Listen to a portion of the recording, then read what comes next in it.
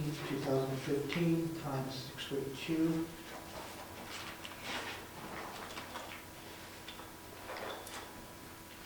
Rick Surrette, Present. Rob Collins, Here. Gary Ciccarone, Jim Freeman, Ed Comeau, Present. David Champy II, Present. Rick Stacker, Here. John Milligan, Dianne Smith. Okay, we have enough for quorum. Okay. No alternates to appoint. Public comments? Okay, announcements, correspondence, and mail. Town and city is here. Oh boy. If anyone wants to look at it, it will be in the room.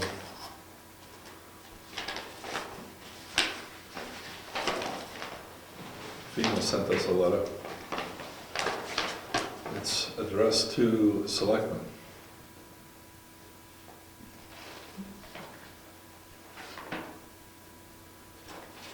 Pass this on to the selectmen, George. I believe that is our copy. That's why the envelope has it. I think your name on it, perhaps. Okay. Addressed to the selectmen, Brian Robichaud, Chair. The subject is the town of Brookfield, Carroll County, New Hampshire. And the selectmen are being invited to attend the Federal Emergency Management Agency upcoming risk mapping, assessment, and planning discovery meetings for communities within the Piscataqua Salmon Falls watershed. The meeting is scheduled for Thursday, December 3rd, 2015. Anybody's interested in that, you can read this and attend if you want. It'll be in the room with town and city. Mr. Chairman, Yep. we do have Mr. Robbins here. If you wanted to, I don't have it on the agenda, but you may want to authorize one of people to sign him, so. We'll cut to that when Gary shows up. Sorry. Thank you.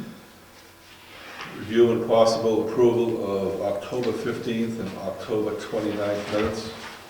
We'll go to October 15th first. That is the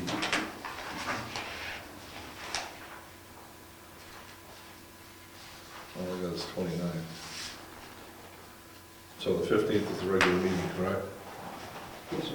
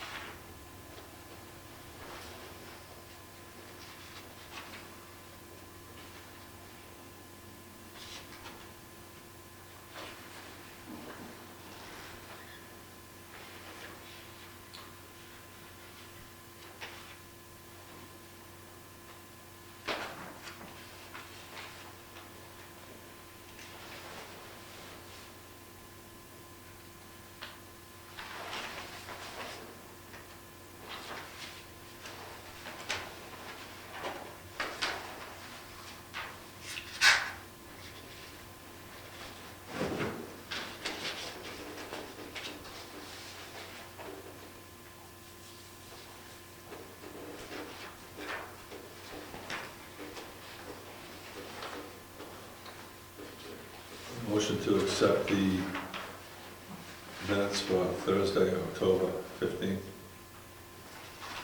Second? Second. Discussion? All in favor?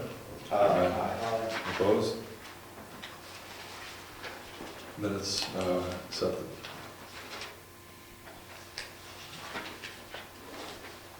Next is the public hearing meetings for October 29th.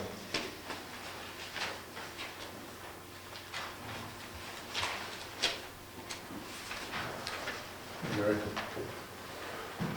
Better late than never.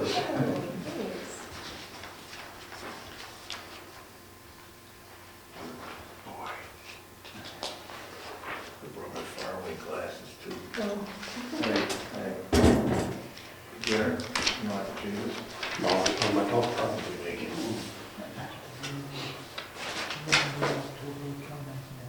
Pardon me? October 29th, minutes. You check Gary in once he settles in. Judge? Yes. Thanks.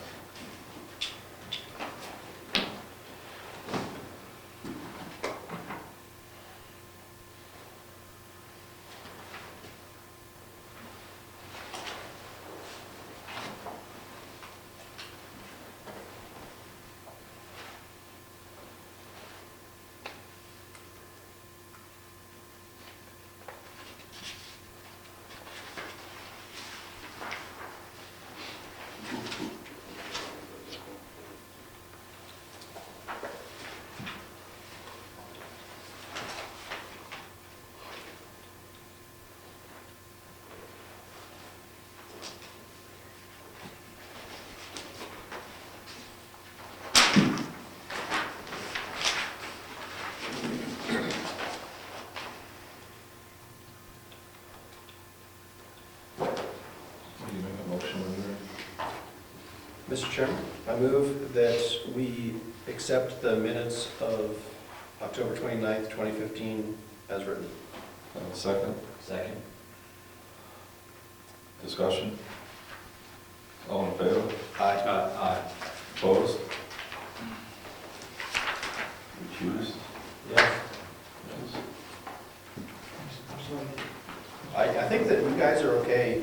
I mean, you're welcome to vote however you want. You can abstain if you want, but I think you guys are, you're not voting on an action where you're a party to it as an abutter. You're just voting on the minutes. So I think you're fine.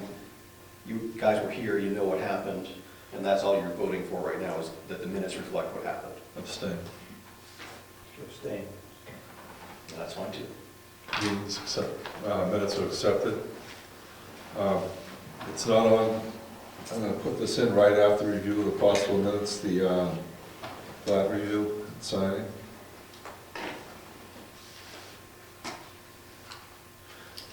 Rob, will you take the meeting through this? I'll recuse myself. Sure. And Rick Zacher again. Yep. Thank you. David, you walked the lot line, you want to report on what you saw? Have you? We started on Tumble Down Dick Road and went in from there we started an existing monument that was already marked.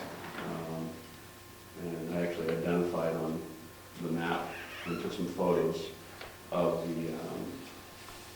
the monuments that were marked by Norway Plains. There were also some monuments that were discovered that were existing that Norway did not have to actually drill into rock or leave a monument there because it was already one existing. So I think it was 4 markers that I identified and took photos of on the new lot line. And they were identified by drilled.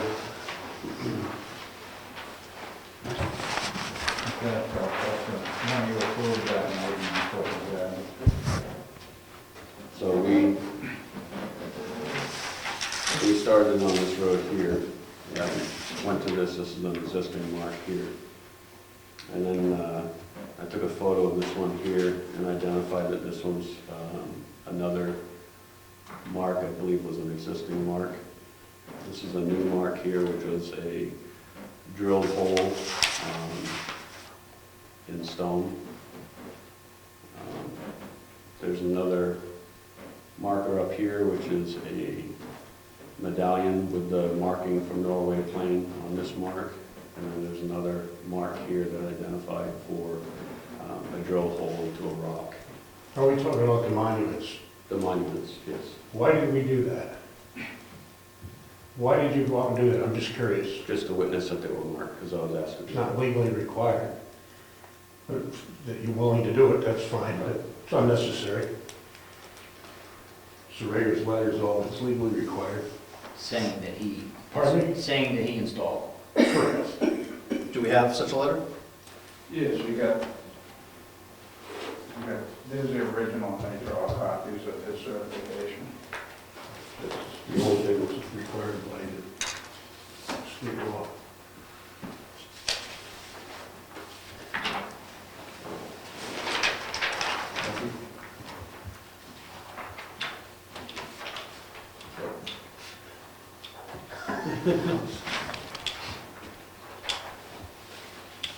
I'll read the letter.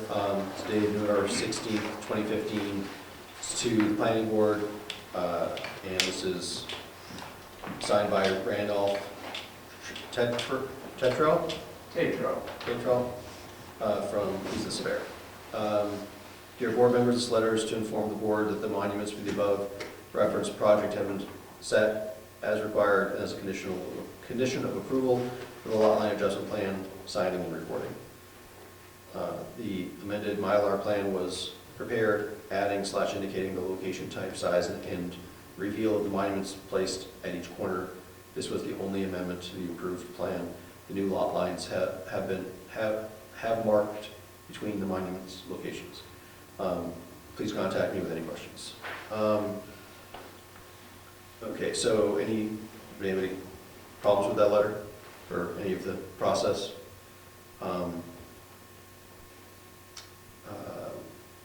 Ed? I just want to thank you for going out and checking it anyway. It's good to set a second eye. Would someone like to make a motion relating to acknowledging that the conditions have been met? I'd like to make a motion that the conditions for the lot line adjustment and the monuments being placed have been met. Is there a second? Okay, we have a motion and a second. Any discussion? Seeing no discussion, all in favor say aye. Aye. Opposed? Motion carries. So let's go ahead and, what's our next step? We need to sign? Is that right? Okay. Let's get that done. You need to sign the top as chair. Okay.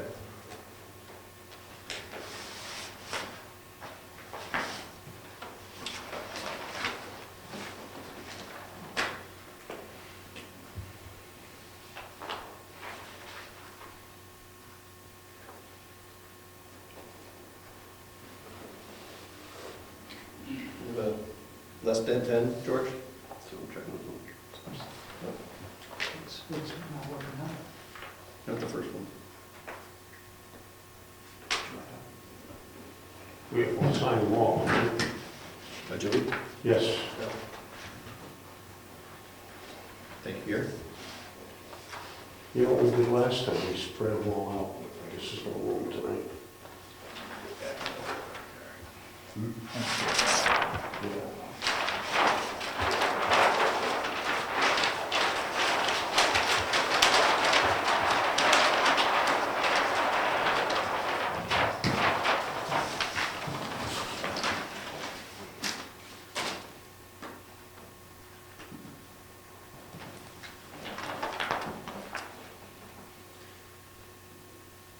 Is that pink strip signify the original?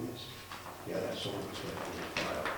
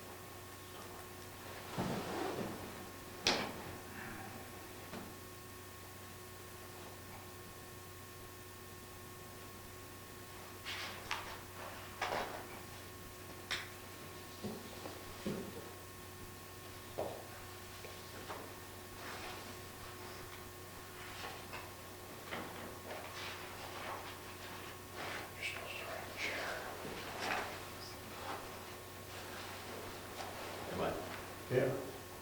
Yeah. You're the chairperson. I don't want I don't care what I'm about.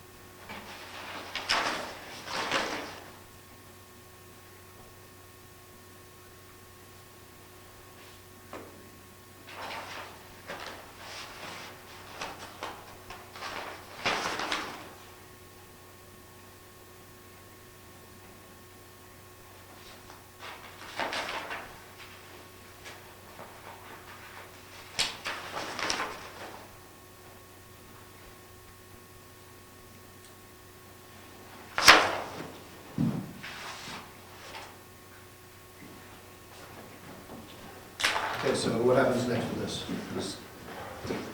This is yours, George? Yes. Goes to the county. Yeah. And the 4 copies stay with us and have to be distributed according to the rules of procedure. Okay. Yeah, copies are done.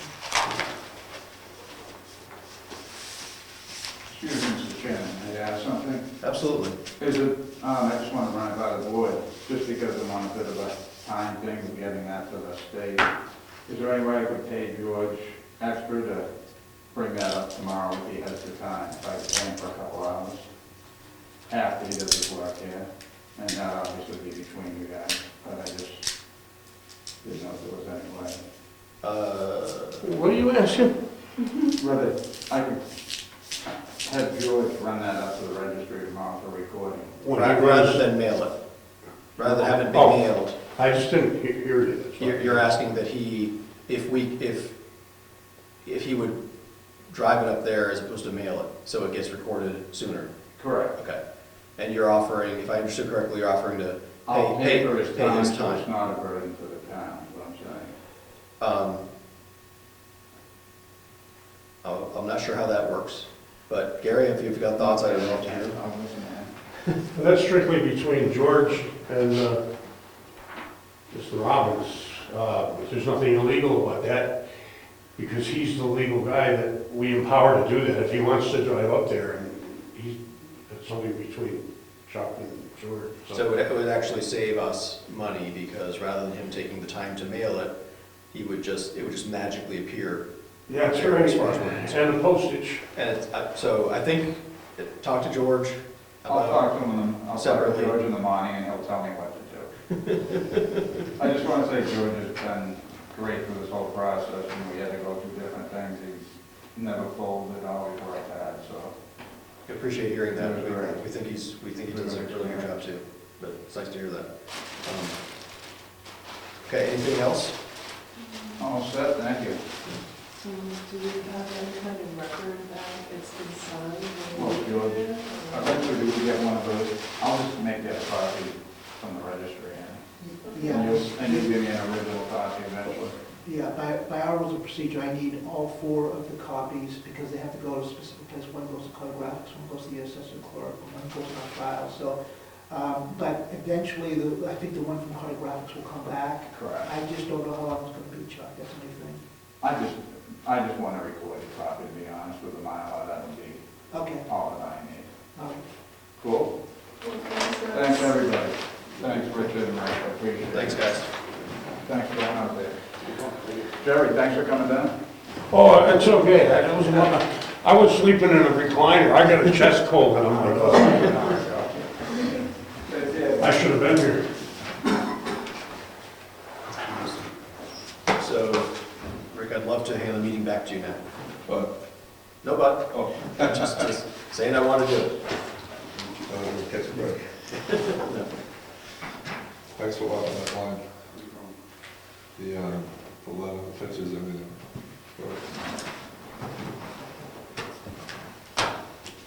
Where we leave off?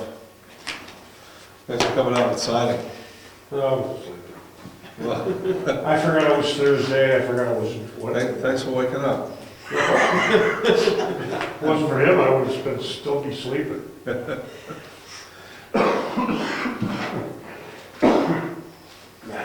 Okay. We're at new business. Review and possible amending of rules and procedure.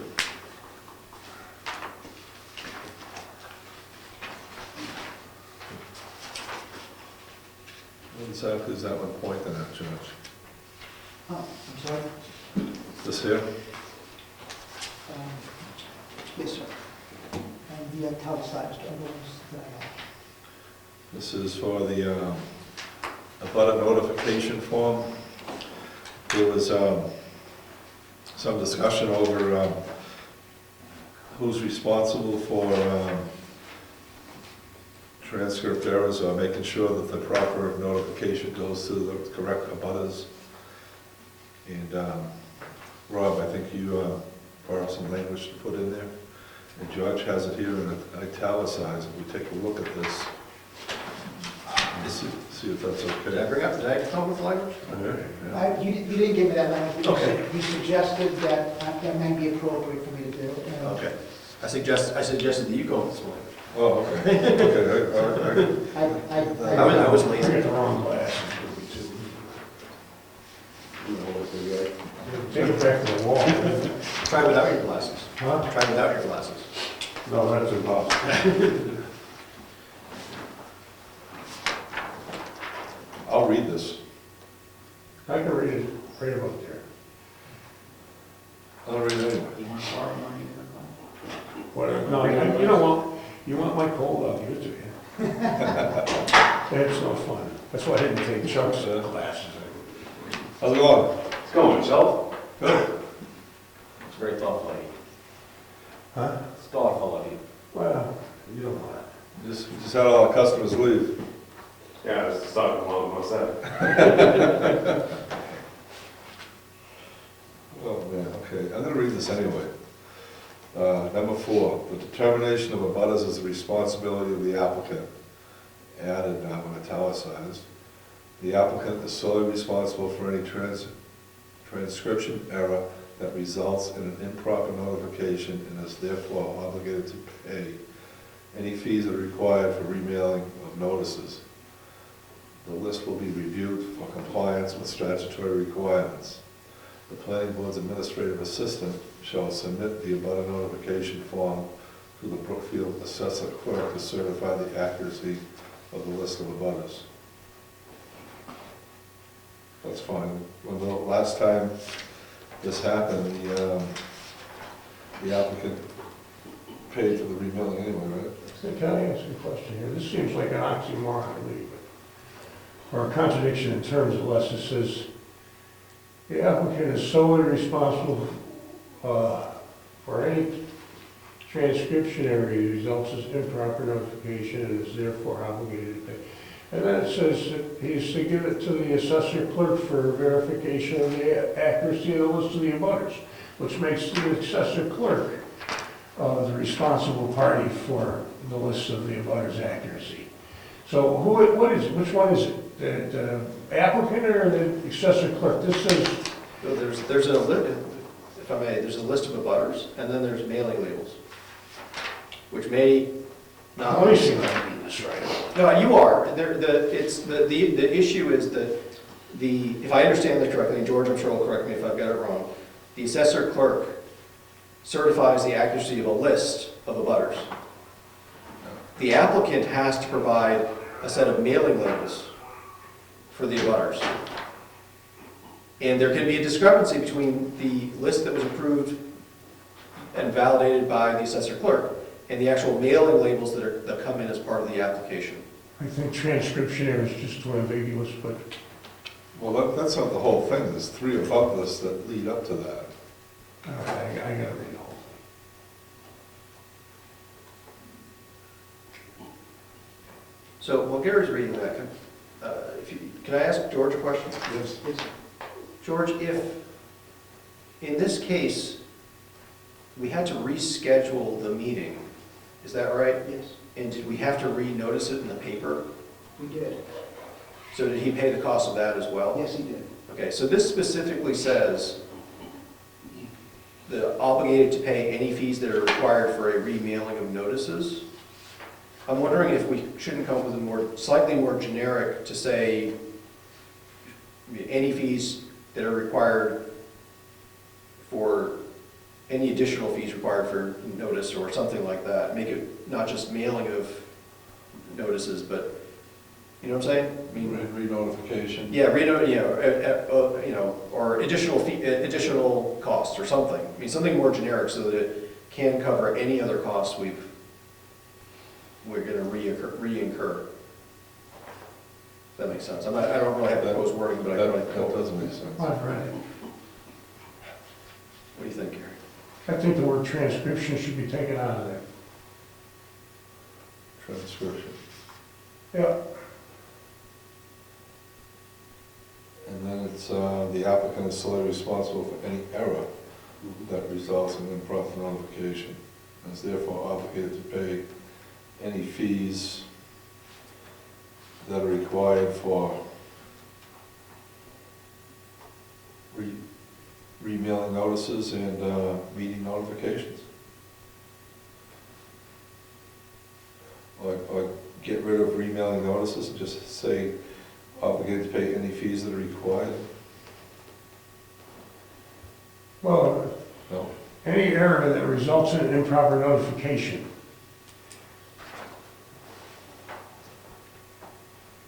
How about an error that the assessor clerk makes? That's on us. I mean, the assessor clerk is there to certify that the list is accurate. I'm not saying where the mistake could emanate from the maps. I guess the person making up the thing has to go to the map drawers over there. Well, maybe, that should probably come first. I mean, The assessor clerk certifies the accuracy of the list. Then the applicant takes the list in and does mailing labels, et cetera. I would think, because transcription should be out of there, because that transcription means copy from one thing to another. That's exclusively what it means. Would anyone agree to put the planning board administrative assistant shall submit the abutter notification form to the assessor's clerk above this first sentence?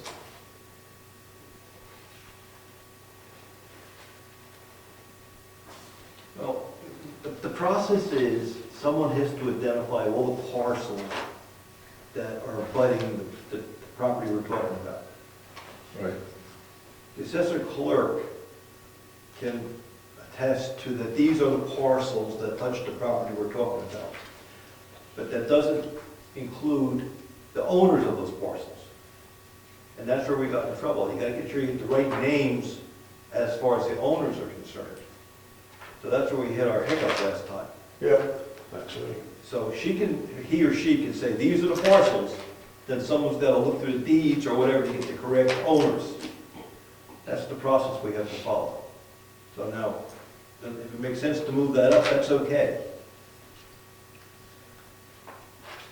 Is this redundant on step number 1?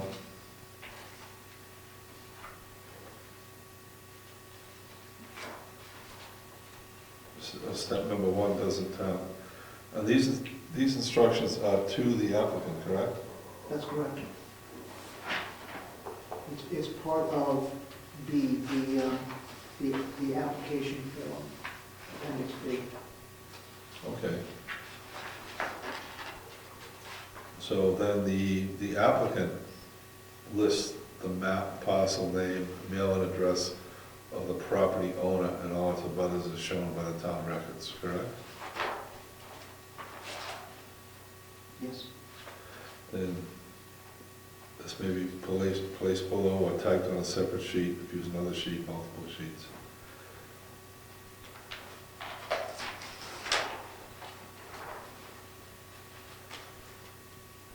the second one is, so he makes the list, and then he attaches a separate sheet of paper, includes a name, mail address, date, time, phone number, email address of the applicant, applicant's authorized agent, then surveyors, engineers, so on. Yeah, that's different.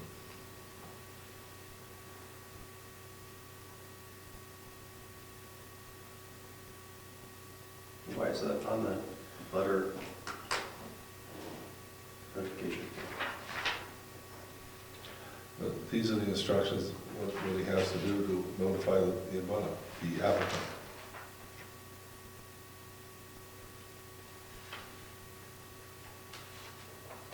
So, okay, so that all of the name, address, phone numbers, surveyors, all that stuff gets sent to each abutter? Is that what? No, I think, That's not what we do. we just gotta square this away right now. So the applicant compiles a list of all the abutters, right? That's all. Okay, at that point, that's when it should be verified. So that last sentence should go up until. Can I say something here? Yeah. The process, really, the only part, well, you can't really tell the people how they want to run this, they just tell them what they've got to do. But when they go see him, they want to submit it, they can come down and see him on his office hours and say, could you perhaps help me with a few little items? But he's not responsible for digging that information up. Right. And they can go and do all that by themselves and then just submit it to him for accuracy, or they can submit it to him for accuracy before they dig up the information, because it's their job exclusively for the owners and the property addresses and proper, nothing to do with him. So they could inject him in the process anywhere they want. All he's verifying is, The information that they give him. no, he's not verifying addresses, or, that's not his job. That he's received it. All he does is verify that, yes, these are the parcels. The applicant has to identify the owners and everything else and list it. And it's not his job to verify that portion of it. It's only his job to verify, yes, there's 7 parcels abutting, and these are the parcels, and he verifies that.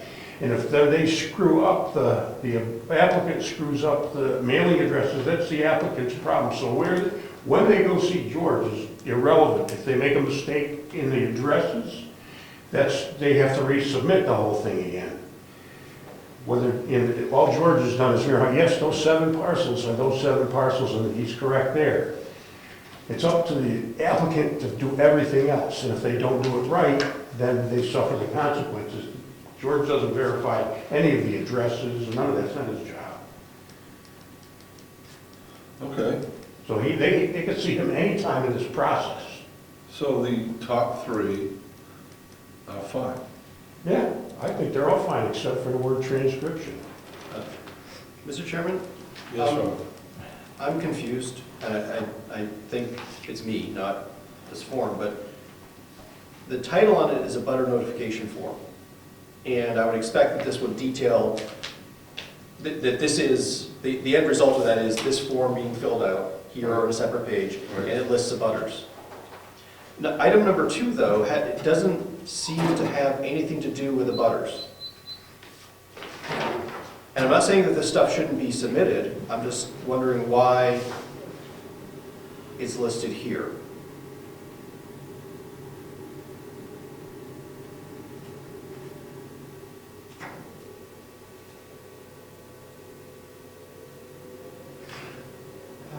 I may have an answer for that, Mr. Chairman. I do too, either I can't. We have added some addendums to this form that I believe were not there when that paragraph was first written. Okay, so we have definitely changed some of the, like to Part B, to Appendix B, we changed some things that perhaps this paragraph should have been changed with it. So it's not just me that doesn't seem to have to do with the butters. to say I agree with you. Yeah. Gary? No, I was gonna go right approximately there. So A little different. where does this go? Is this another notification form? Or is it redundant to other instructions? I mean, we have the checklist that, I think, it seems like some of the items on the checklist covered here, right? I'm just wondering whether our checklist doesn't, or somewhere else in the form doesn't capture all this information. Just an example, if you don't mind, Mr. Chairman. Go ahead. Page 18 of appendix B. Is entitled Engineer, Architect, Land Surveyor, Soil Scientist, Address Form. And it has them all divided accordingly. That should be on the checklist, should it not? Yeah. As opposed to a butter notification form? Or would this be another notification form? Where's the checklist for requirements? There's gonna be, I don't even know. You don't have to check this for the lot adjustment.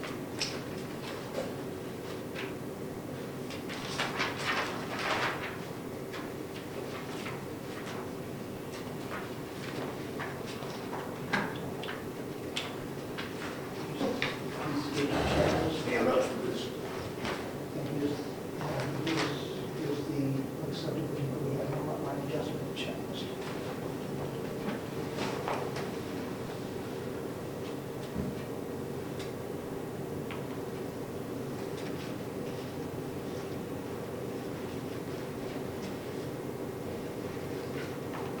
So are we saying that instruction 2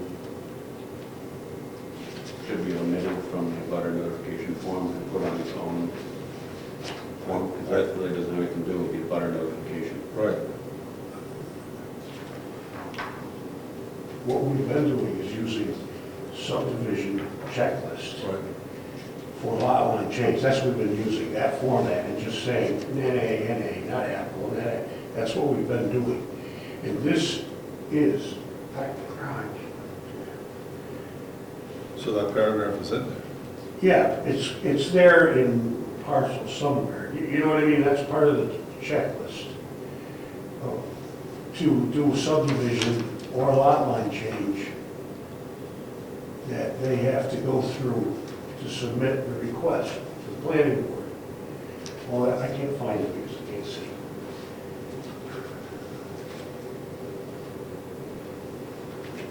So if you can find this in there, it can come off this list.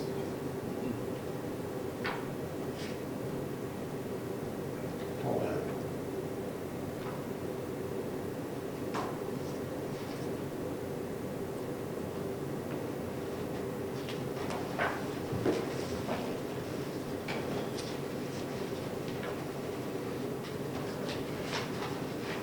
George, do you know off the top of your head where that checklist related to the plat?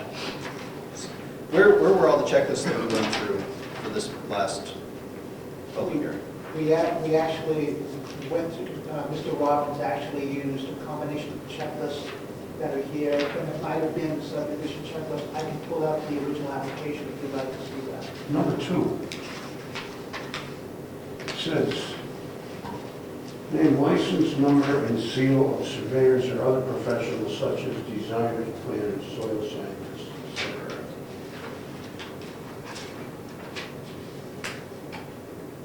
What page are you reading that from? Number 9 in the subdivision plat requirement checklist. So we went through the plan checklist to find the final plan, I think is one of the checklists we went through, right?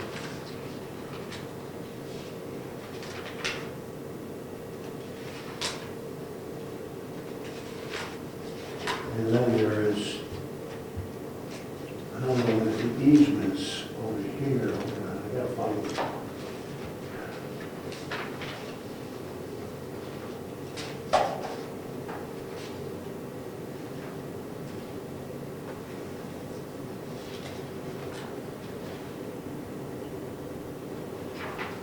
Okay, number 33 speaks to easements.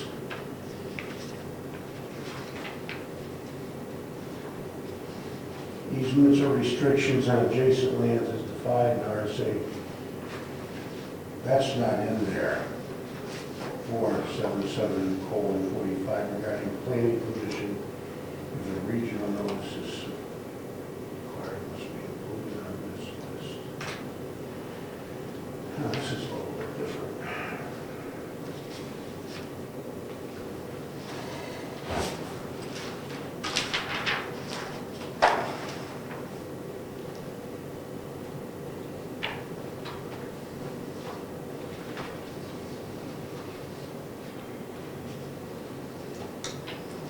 Why don't you just write a butters notification form and other requirements and leave the thing there. And then attach that other form on this. Well, this is a checklist here, and there's a lot of stuff here that's not pertinent to lot line adjustment. Right. And we waive it on an individual basis. We did it last time, we've done it before. So we're gonna go through that checklist at the meeting anyway. Unless we want to create another checklist just for lot line change. I don't think we want to do that. It's not necessary. But this is helpful to the applicant because it tells them to attach a separate sheet, even though it has nothing to do with the butters, like Rob says. But it's helpful to them because then they see one of the requirements. They can look through the checklist too and get the same thing. But if you left it there, you just need to add to the title. So, And other requirements, you can even make it more verbose. the stuff will show up. Concerning other requirements such as, or whatever. Just change the title, covers the base. And it's helpful to the applicant, because then the applicant, oh yeah, I gotta do that too. You know? Yep. Well, it's been there, and it worked. Did you get this information from him, Judge? Let's see here. I think Chuck's been through this a couple of Yes, times. yeah. So he's- Like for instance, that page 18 lists, for instance, the land surveyor. Yep. So, Oh, he's been through this at Brookfield, you kidding me? More than All right, once. so on this proposed working document, we can add to the title and other requirements. And on number 4, we can take out transcription. So suggestions as well. Oh, yeah, well, it should come out. It makes it clearer. And after remailing of notices, we can add public meeting notifications. See, that's gonna cost too. Mr. Chairman, regarding that, I suggest, well, a suggestion would be, instead of the end of the sentence where it says fees that are required for a remailing of notices, Yeah. maybe have it read, improper notification, results in improper notification and is therefore obligated to pay any, and then replace the existing text with additional costs that result. Pretty good. Nice and generic. Now, if I heard correctly, the assessor clerk is just verifying the parcels, not the other information related to the parcels, is that? Parcels and owners. Right? Parcels and owners, but not their addresses or assorted information. So where it says, at the end of that, at the end of number 4, it says, a butter notification form to the Brookfield assessor clerk to certify the accuracy of the list of abutters. I'd suggest something like the accuracy of the list, the accuracy of the parcels and owners on the list of abutters. Makes sense? So just making it clear what the assessor clerk is responsible for certifying. Did you get that, George? Yes, parcels and owners on the list of abutters. Yeah. Is there another legal term for owners that should be on there? Like, owner and symbol or something. There's a legal term instead of just saying owner. Do you know what that is? No one gets it there. Custodian? Oh, because it has to be the owner. I just want to make sure we pick the right word, so. I know that our zoning, well, I think our zoning defines owner. Or David. It does define owner. Does it? I think it does. I don't know. We could look, but this isn't the zoning, this is the rules of procedure, so, but I think that's the last thing that we want to think about. I think. Zoning ordinance? Yeah. Sometimes the mailing label says a person's name, but it's really a trust.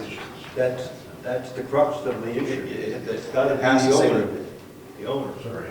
Which would be the trust. That's right. Yes, it should say the John B. Smith Trust, Thanks. not, Jack Smith or whatever. Not the person that lives there. Right. Okay, you ready, Judge? Yes, sir.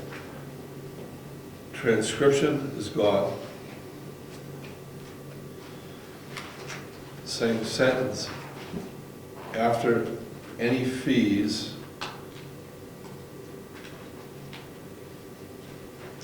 Not after any. after any additional costs, additional resulting costs, That works too. Yep.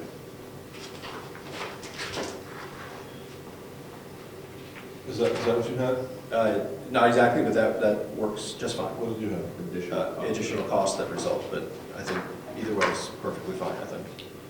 Additional resulting costs, period.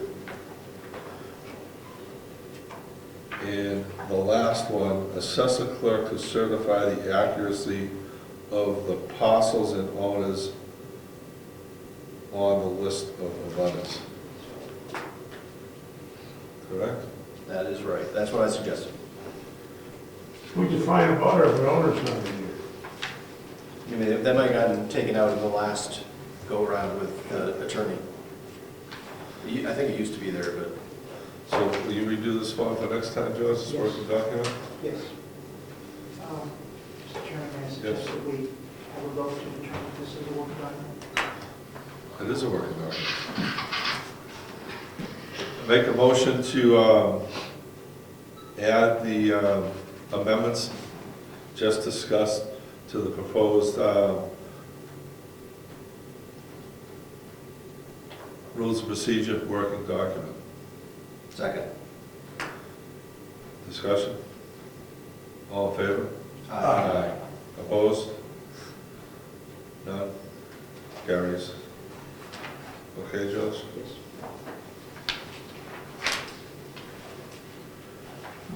Consideration of amending the zone ordinance in regard to defining staging area. Did we swag that out?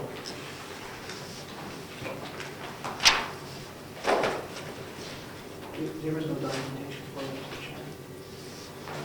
That was just a discussion point in the October 15th meeting. And this is in reference to the driveway area, correct? Yes.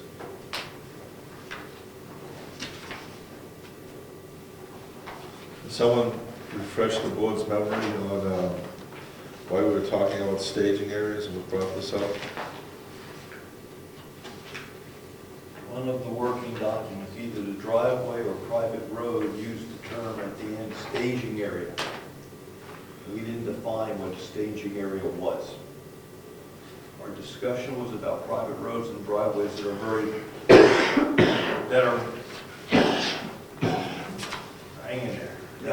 are very long, and we were talking about the requirements to have a staging area at the end of the road for fire equipment.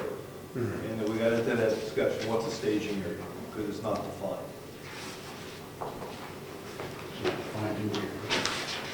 So it was on the meeting minutes that we reviewed Thursday, October 15th, on page 3 of 9 down at the bottom, item number 12, under driveways, old business. It reads, Selectman Rich Thacker requested that the definition of staging area be discussed at the next regularly scheduled planning board meeting. Do we,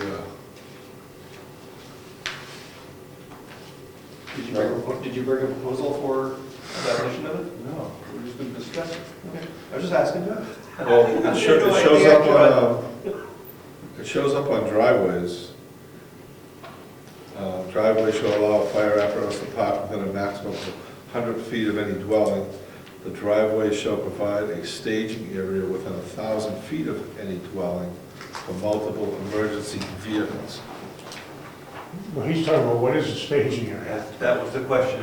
How big was that to support, whatever? You know, the information like that is in a book called American Graphic Standards. Depends on what you want a staging area for, you gotta pick those things. Like if tractor trailer staging area has to be 60-foot radius. Fire engines, I don't know, you'd have to ask the fire department what they consider a radius. That might even be in American Graphic Standards too, and I got one somewhere in the attic, I'll have to go dig it out and look. I mean, what it is for designers, so when they make something, they can go to this book, and the book says this is a standard for this kind of thing. And it's got all the information, but adult, you gotta pick the things you want to stage. You want to, and it has a list of, you know, turnaround for tractor trailers, fire trucks, emergency vehicles. That's in American Graphic Standard. I just don't know where mine is, I have to look for it. That sounds like incredible overkill for a driveway. I think so too. I think we understand what we mean with a staging area. I mean, it just has to be a pull-off really where some fire trucks can pass each other or get together to fight a fire. Well, maybe you should use those two words. What would we call it? Emergency egress and entrance. Area sufficient to allow for fire trucks, ambulances to pass and repass or something like that, I don't know. We've got turnoffs every 500 feet or less if sightlines require. I'd strike it. Yeah, I think that's where I went. Don't even put it in. Because we don't have any structures big enough that you require, like staging a couple pumper units while two were emptying, so that they were ready to go in as soon as the other was cleared, we wouldn't need it. It's not like a hospital or something like Yeah, that. right. So it's gonna be out by the time they get down a driveway like that anyway. You got it. So which one are we on? So that was the discussion of staging. And it came out of, Driveway. it's on driveway, proposed working document. Driveway's number 7.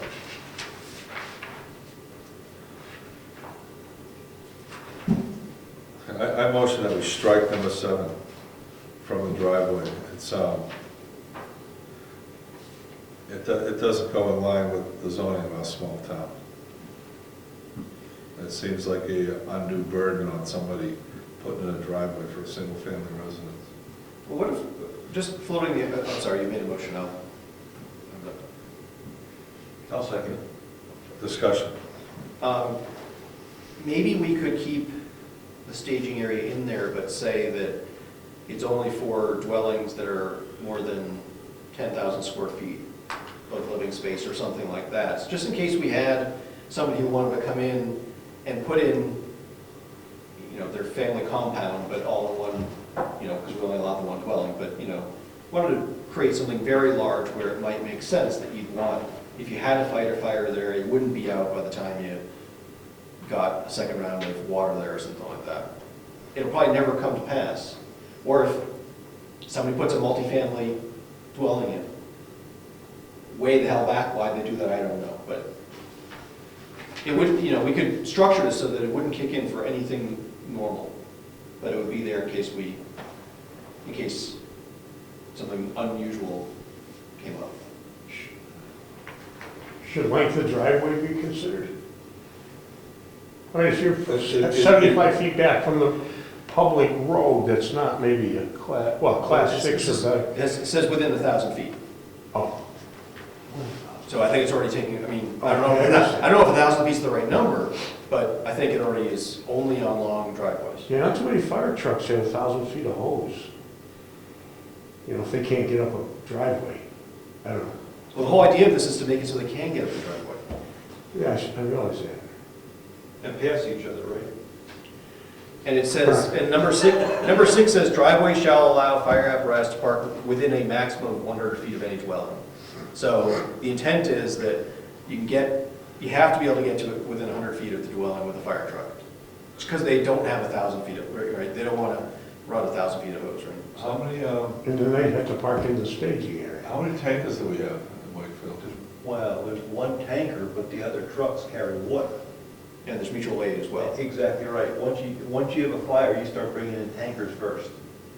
How much water does it take to house a regular house? More than a tanker. That's all 5,000 gallons?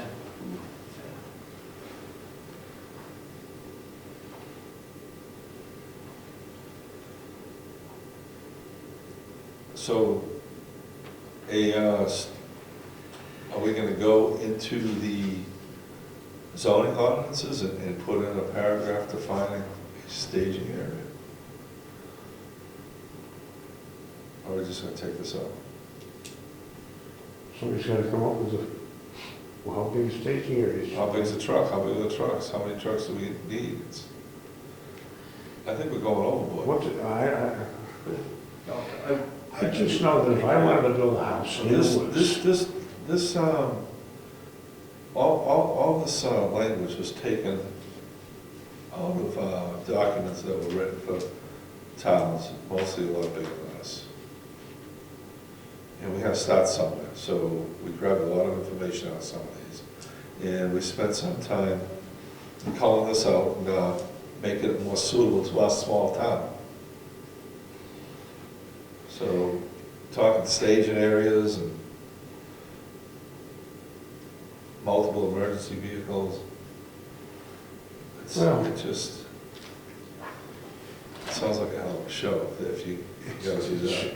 it doesn't seem that it's fair to place an undue burden on someone who has a lot, and they've gotta go back 1,000 feet for some reason or another, because the front of it's wetlands, they wanna put their house in there.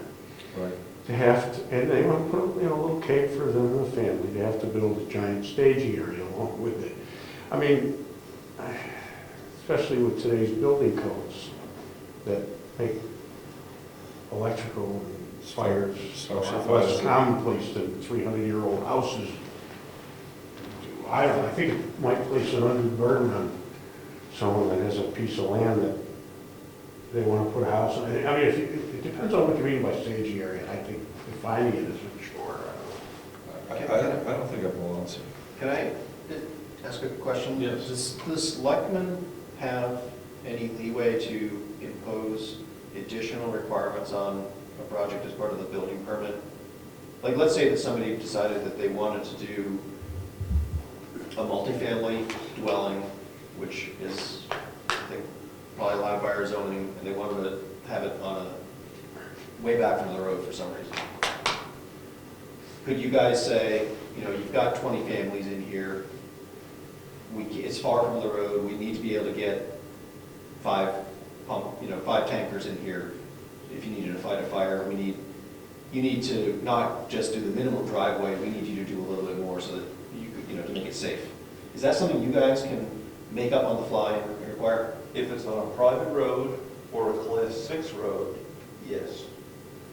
If it's on one of our town roads and it meets the frontage requirements, no.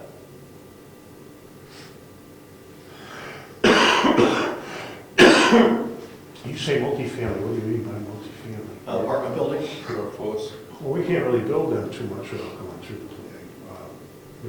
Where are we allowing apartment buildings in town now? We have to, state law. I didn't make it up, right? I mean, our zoning has it, right? Yes. She was here. Yep. Is there any limit on how many apartments could be in an apartment building? Nope. Multifamily is 6 or more, and we have to allow it. Depending on whether there's enough septic ability. there was a land big enough to engineer a septic system to support that, yes. Weber, yes, you're right then. So it is conceivable that somebody would build, you know, a 500-unit apartment building. I mean, I don't know, if it's possible, right? Somebody could decide to do that. Our zoning, I think, would have to allow it. And I suppose it's possible they, you know, that they could do it far back on a property on a long driveway. I don't know. I mean, now, one thing we could do is say that driveways can't be 1,000 feet long. That it has to be a private road. Your driveway can only be X number of feet long. And so you'd have to do the private road, minimums for private roads Staging on private road. for a certain, you know, maybe most of the way in the last 500 feet could be driveways. That'd be another option. If the town's gonna allow a multifamily building, they have to be able to demand that the access road or drive to that be supported by emergency vehicles, would have to be adequate to support emergency vehicles.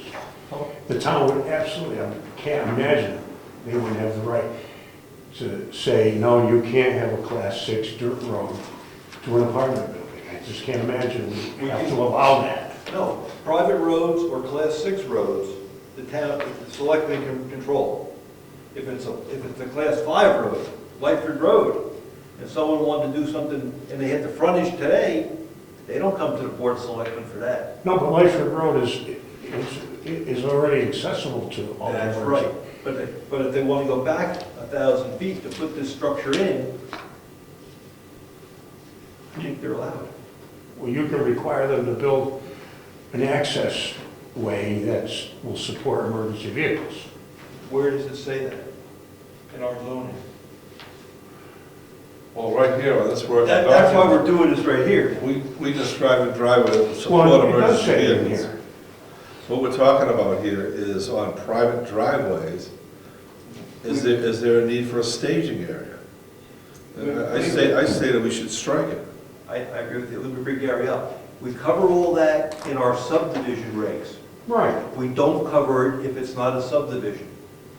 So you go to Lightford Road or any long road with a lot of frontage and a person has a lot of backland, we have no restrictions on that driveway or anything that goes on there.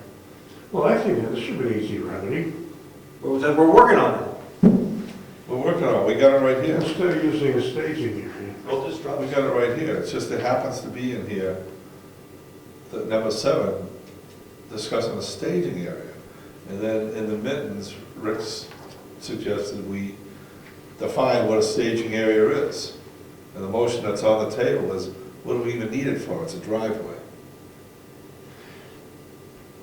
If the assumption is that you can get a driveway, and at the end of that driveway, say it's 1,000 feet, and you want to put an apartment building in there, which we can't prevent, then all we need is an ordinance that states any structure or group of structures, well, think about this, the legal terminology, built on class 6 road or worse, be required to make, I mean, you could use what they did with Bob Leonard, say, they use state road specifications, have them build Roberts Road. You could use those things. In other words, you had to build a road that was 30 feet wide, with so much base, et cetera, et cetera. I mean, you just pick what you want and say, if you're gonna do that, you're gonna have 25 people living 1,000 feet back, you have to make we have to engineer an ordinance that states they gotta have that for that particular thing only, and that solves the problem, I see. So I'm sorry, I threw out a red herring about the multifamily. So what our zoning says is a multifamily workforce dwelling is permitted on a lot of 5 acres or greater with a minimum of 250 feet of road frontage on a state-maintained road and with all structures and parking areas within 500 feet of the road.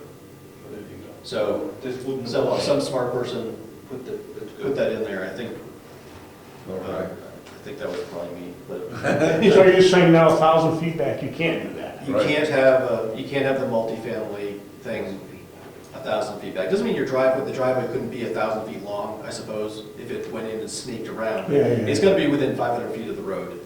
And so that, I think you still have the potential for somebody who hit the lottery to build a 20,000 square foot mansion that, you know, I don't know why if they did that, they put in a 12-foot wide driveway with no regard to being able to fight a fire there or something like that, but maybe that's just their problem.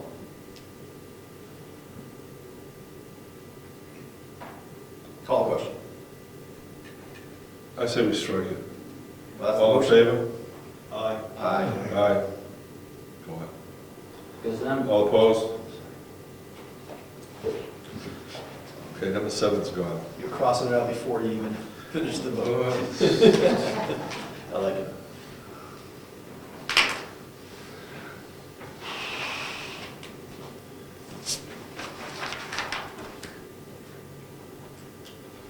Consideration amending the zoning ordinance in regard to page 5, 2A, 3C, and page 42, definition Y.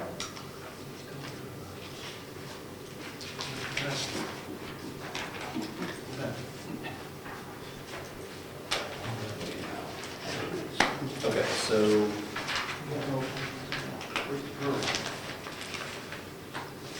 this, if I understand correctly, this is where it says approved private road. So this is under building law requirements, item C, all lots shall have not less than 250 feet of frontage on a class 5 or approved private road. And definition Y, what is that? Definition Y is frontage. It also mentions approved street.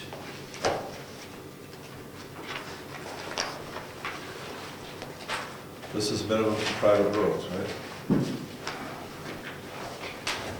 Well, this is existing zoning ordinance that, I think correct me if I'm wrong, we had this discussion about what does approved mean. Yes, the whole thing was what's approved. So is this agenda item about the word approved? And how to deal with it and get rid of it or define it? I started this by bringing something for driveway and roads. I don't know what C is. Is that what you just read? Yes, I just read C. So that's where it says approved private road. So it's road frontage on an approved, on a class 5 or approved private road Okay. is what C is. And then definition Y is frontage, which that part of a lot or lot line abutting in approved street or road not interrupted by a lot of other ownership or by a street. So so we're talking about putting these definitions, I need some help. We've got some definitions, we're gonna put them right into that document there, we're gonna put them at the back. No, I think that this is separate from the two working documents. This was your suggestion. This is a question of what to do with the word approved in here, which neither of the two documents, I don't think, deal with approved. So, okay. Right, because that was one of the problems we had, was the fact that it says approved. And that's right, we don't know what approved is. well, it should say approved per what we came up. It should refer to that. Or it should just say private road, and we define it. Exactly. That's what we wanted to do. We wanted to get rid of approved. Just have a private road. To define what's a private road. Okay, so to make the conversation concrete, George, I'm going to make a motion. Yes. I move that we remove the word approved from building law requirements. It's whatever the reference is, page 5, 25A3C. Remove approved in front of private road, so it'll just read class 5 or private road. Let me know when you're ready, George. I'm gonna... Okay, approved in front of, what do you No, remove the word approved. Yes, okay, I have that. From the 283C. So just to be clear, it would read, all lots shall have not less than 250 feet of frontage on a class 5 or private road. Okay, So approved street or road is in there, that's getting removed?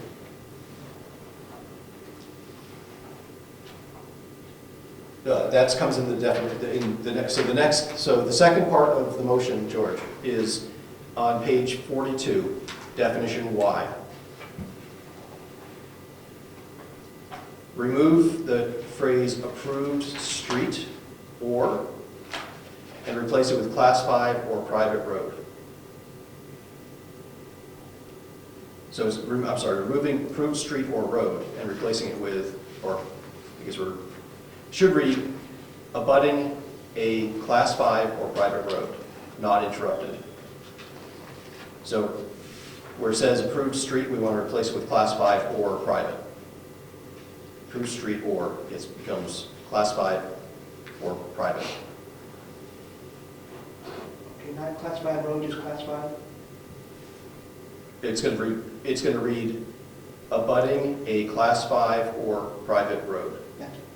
So both, two kinds of roads. Gotcha. Yes. Which I think is the same, is that the same? Yes, the same language we have on page 5, which I think will work. So that's my motion. Second.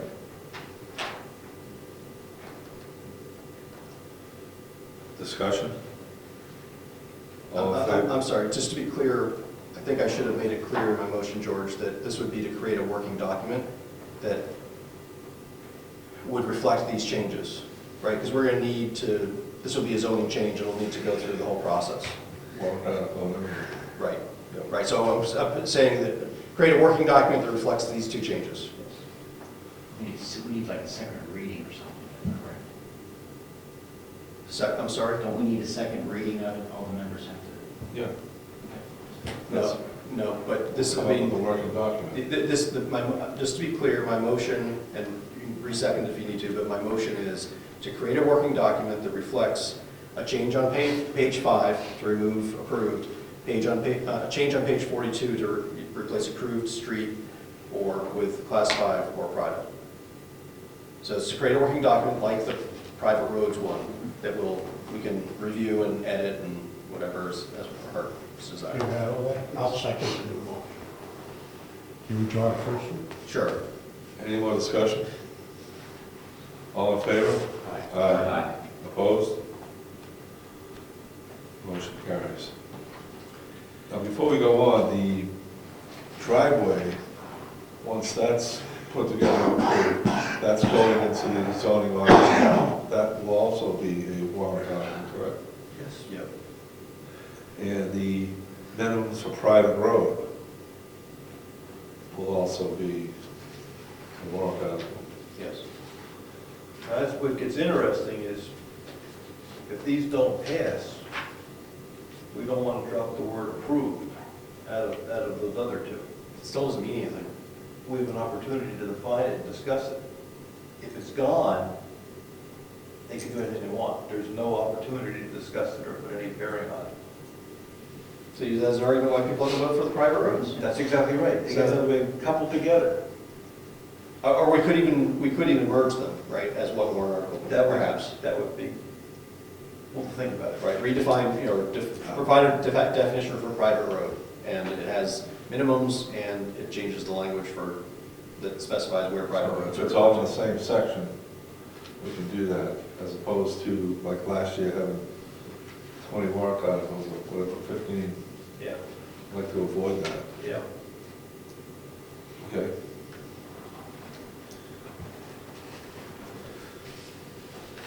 So that'll be back on,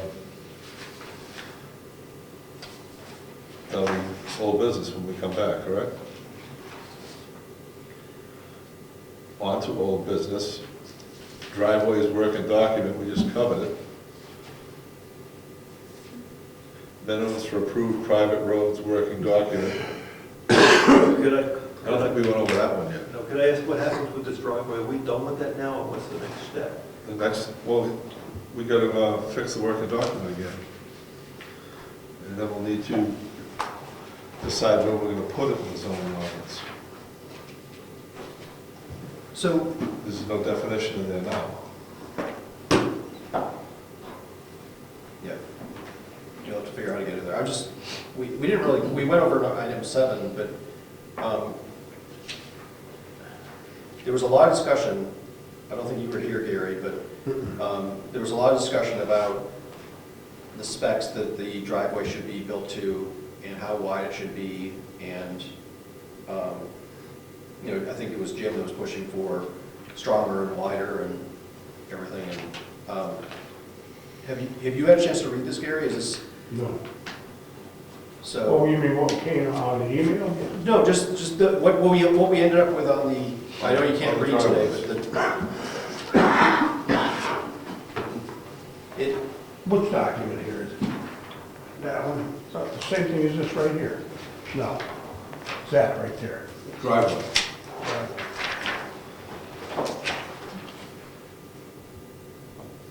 Well, we're gonna come back to this next time. okay, I was just wondering if, it's on the agenda for tonight, I just didn't, Yeah. if you don't want to discuss it, I suppose that's fine with me, but, This is, by the way, this is for new construction, correct?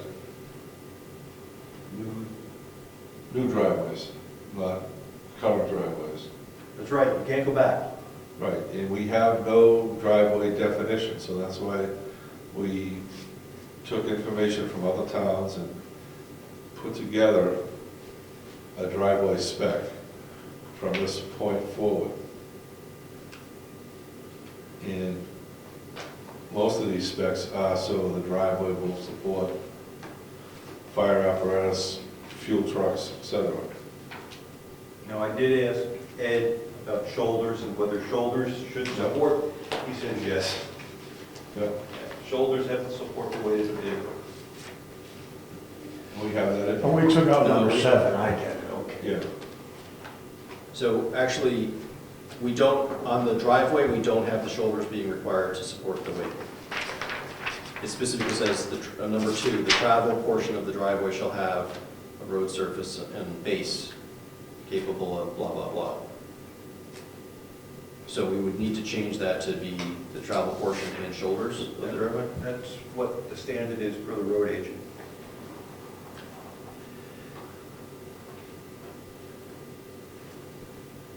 Mr. Chairman, I move that we add on the driveway working document, item number 2, after the phrase, the travel portion, add the word "and shoulders."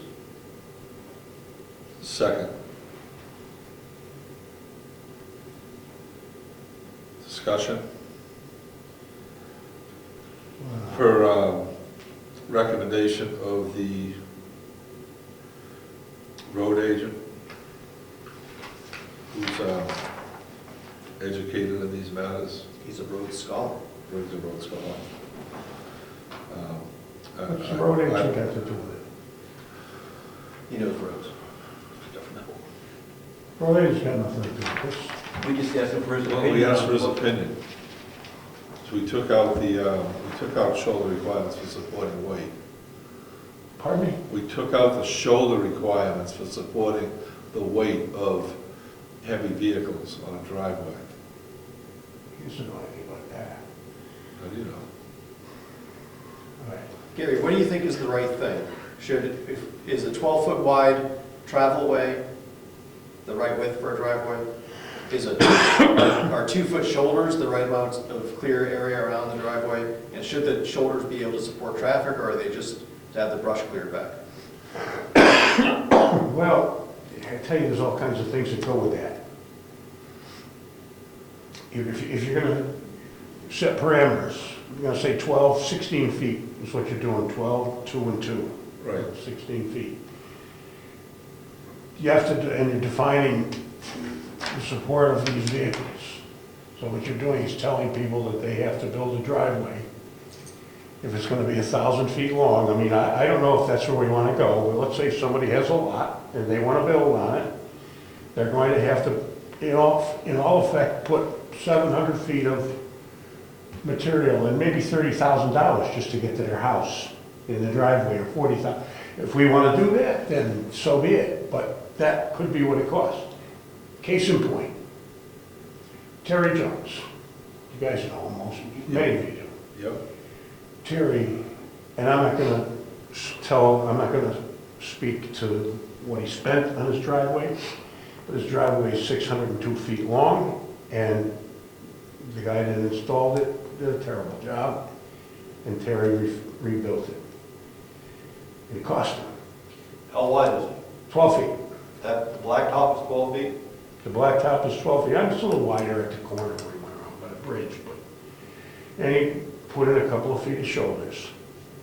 But I could tell you that that could cost, if you don't pave it, let's say you want to do it in, and then it depends on what you're going over. All weather surface, yeah.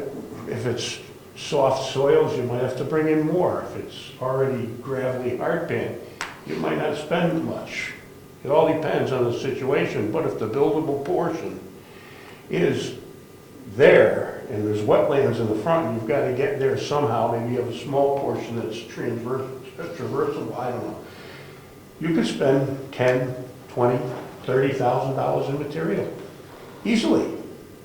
And machine, equipment, time, and all that, to get to your buildable portion land. You could do it. If that's where we want to go, I'm just saying, when we do this kind of stuff, those are the possibilities that we could, and if our concern is, well, we're gonna make it safe for the guy that buys the house down the road, even if the guy that wants to build it now can't afford to build it, that's where we're gonna go. But we should be cognizant of the fact that we're setting this up when we make these ordinances, so that's all. That's all I've got to say about it. Well, It could cost a lot of money I today. say, right, so I specifically asked for your opinion, not the facts. So do you think that 12 feet with 2-foot shoulders, so 16 foot wide, that can support the full weight, do you think that's the right standard? If we even should be setting a standard, is that the right standard? Or 12 foot wide that can support the weight with? You're talking about a fire truck, Yes. Or an oil truck. or the oil truck. Or the cement truck to pour your slab? I don't know, I mean, Yeah, I mean, Tipping over 1,000 feet in the woods. Spilling its load 1,000 feet in the woods. Now, it doesn't have to be paved. We're not saying you have to pave it, right? It just got to be, support the vehicle. I understand. If you go 1,000 feet, you're gonna spend 20 to 25 grand just to pave it, but that's, well, Well, we've got driveways in town cut in that you can't even get a truck. I remember a time when Bob Leonard built Roberts Road, and we made him do that to the road.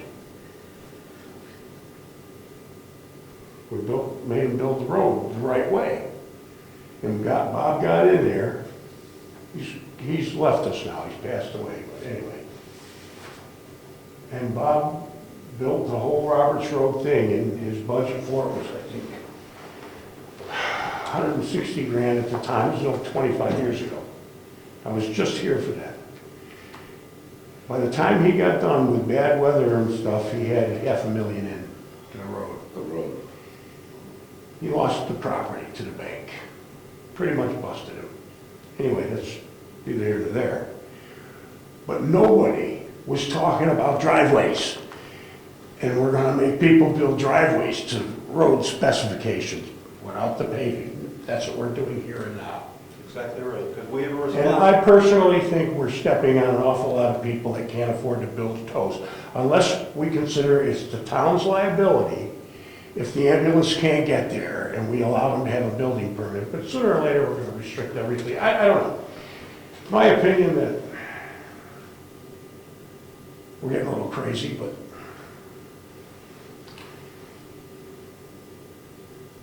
Mr. Chairman, Yes. do we require that somebody have a driveway? I can't answer that. Do you know? Do we don't, I'd have to look. I don't know, whatever everybody says, I don't know. what if you're building a hunting camp, but it's got a kitchen, a bedroom, a bathroom, and all that, and a septic tank? I guess, because if somebody wants a driveway permit, they have to, if they want to build a driveway, they have to get a permit, right? We've got a process for that, but do they need to do that in order to build a dwelling? Permit has to do with road access and That's right. culverts. That's Nothing right. to do with, What goes on the other end? yeah. So can you walk into your house? I don't know the answer to that question. I mean, if I don't need a culvert at the street or anywhere, and can I clear a path and don't call it a driveway, but I can drive my truck in and out? Is that allowed? Or you guys wouldn't give a permit. If you didn't say drive, I'd say, oh, you could do it. I want You to can roll walk in, my, you want to walk in, you want to walk Well, in. let's put it this way, how about, Rob's got a But point. I can drive anywhere, I can drive. Well, I don't want a anywhere. driveway. I'm gonna walk to my house, it's 520 feet back, and I'm a young guy and pretty spry. Do we have to make him have a driveway? What's their zoning say? Hmm? What's the zoning say? Zoning doesn't say that, does it? I don't think so either. I don't think so. I don't think it's, well, it's specified. We have to provide access for fire trucks. The guy doesn't want a driveway? We gotta be careful with respect to access for fire equipment. Well, I'm just asking, I'm not, Yes, we've been coached that we should have some requirements for private roads and private driveways to make sure emergency vehicles don't get stuck and or damage themselves trying to get in there. Even though we say you don't have to go. is that the town attorney? Yeah. Okay. So what happens? And the New Hampshire Municipal Association, they will recommend, make sure you have some requirements. What if somebody has a property that's on the lake, Yes. it's landlocked, Yes, and they access by boat? yes. They clearly don't need a driveway, they couldn't drive there if they wanted to. The fire truck can't drive there if it wants to, what the hell happens then? It burns. Okay. But if that's okay on the lake, But we wouldn't create that lot today. That lot would not be, we couldn't create that lot today. so I've been told Yes, that 250 feet of frontage on the lake yes. is enough frontage for a buildable lot. And we changed that at the last go-round. It says 250 feet on the lot and a Class 5 road. There's an and in there now. Or approved by road. Well, you wanna build a house on an island, you can't do it? Not this town. Well, we don't have an island. There you go. Well, here's what I was getting at with the hunting lodge. Are we gonna require this for a guy that builds a hunting lodge with a great room and a kitchen and a bathroom? He's gonna get a permit, he's gotta get a permit to do it. See, the driveway's not ridiculous. I mean, what we're asking, we want to make a reasonable driveway for people to use and make it safe for people to come in and out. We're not asking to have something paved side to side. We just don't want vehicles to get stuck, and that seems very reasonable. If you're going to have a driveway and it's your house, we might as well have. I just said hunting lodge.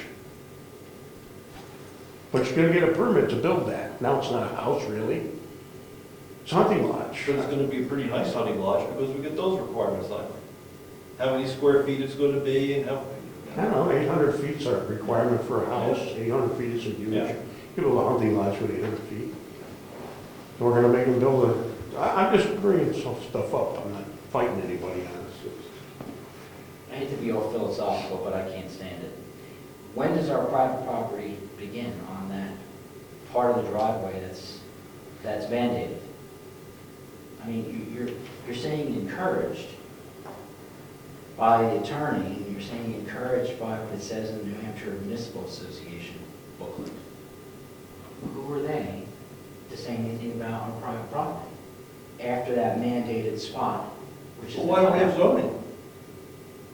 Why do we have any zoning? I mean, if you take that argument to the extreme, I could. throw the zoning out and do what you like. No, but zoning protects one person from another in this respect.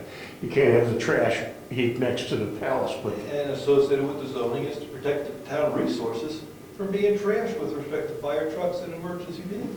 yeah, how about if I put up a sign on my back hunting lodge, fire trucks and ambulances strictly not allowed? You wanna put that in the zone? If it burns, I'll sit and watch it burn. If I get a heart attack, I'll just die on my own. Then is it okay with the town? I mean, the whole thing is, I see his point. Oh, I do. At where do we go and decide how much we're gonna make people do to build something in the back? We can kick it all the way out to the nth degree, or we can, I don't know. Wasn't there a waiver or something that people could sign? You still have to sign a waiver if you're on a class 6 road or private road saying there'll be no fire protection. However, the fire truck and the ambulance still try to get there. They don't stop at the sign. If it's burning, they go. But that just removes the town from the liability perspective of we couldn't get there or the truck got stuck. So one middle road would be have standards for driveways. That if you meet these standards, then then the town will, you're eligible for fire protection. No, not at all, not at all. we're gonna try to protect the equipment from getting damaged or rolled over or stuck back there. That's the intent. So if you don't meet these, you have to sign a waiver, whether you're on a class 5 road or not? You still have to sign a waiver. We're No, if you're on class 5. trying- On class 5, no, you don't, no waiver required. How about you have to have a waiver unless your driveway meets these standards? Private road. Say it differently. I don't know. If you're on class 5, if you're on Lyford Road. And you're gonna build a new house. Yeah. And you're gonna put in a driveway. Yep. And you put in a crappy driveway. Make it so that that person has to sign a waiver. Define If you that. put it doesn't meet these standards. If it meets these standards, then they don't have to sign a waiver. And the code enforcement officer, as part of the certificate of occupancy, will, What's the waiver say? whatever the class 6 waiver says. Says we're not gonna provide fire protection. Yeah. So that way, Ed, if he wants to have his private property and not have to build a driveway, the cost of that is no fire protection. But that's not the, I understand what you're saying, but you don't stop the fire department. You get the fire chief in here now, and he's gonna say, we're not gonna stop because of the crappy driveway, we're gonna go down and get stuck. Right. Who's gonna tow him out? Not the property owner, the town. And you charge the property owner. I don't think so. We don't. Taxes paid for the service. It's no burden, it's no burden on the town to have some requirements. Gary's point is, we are asking a property owner to make sure the roads or the private driveway is reasonable. And it only services 1 or 2 houses. I mean, you can take a driveway today and go to half a dozen houses. We don't restrict that. Does that make it a road? I don't know. We don't define it.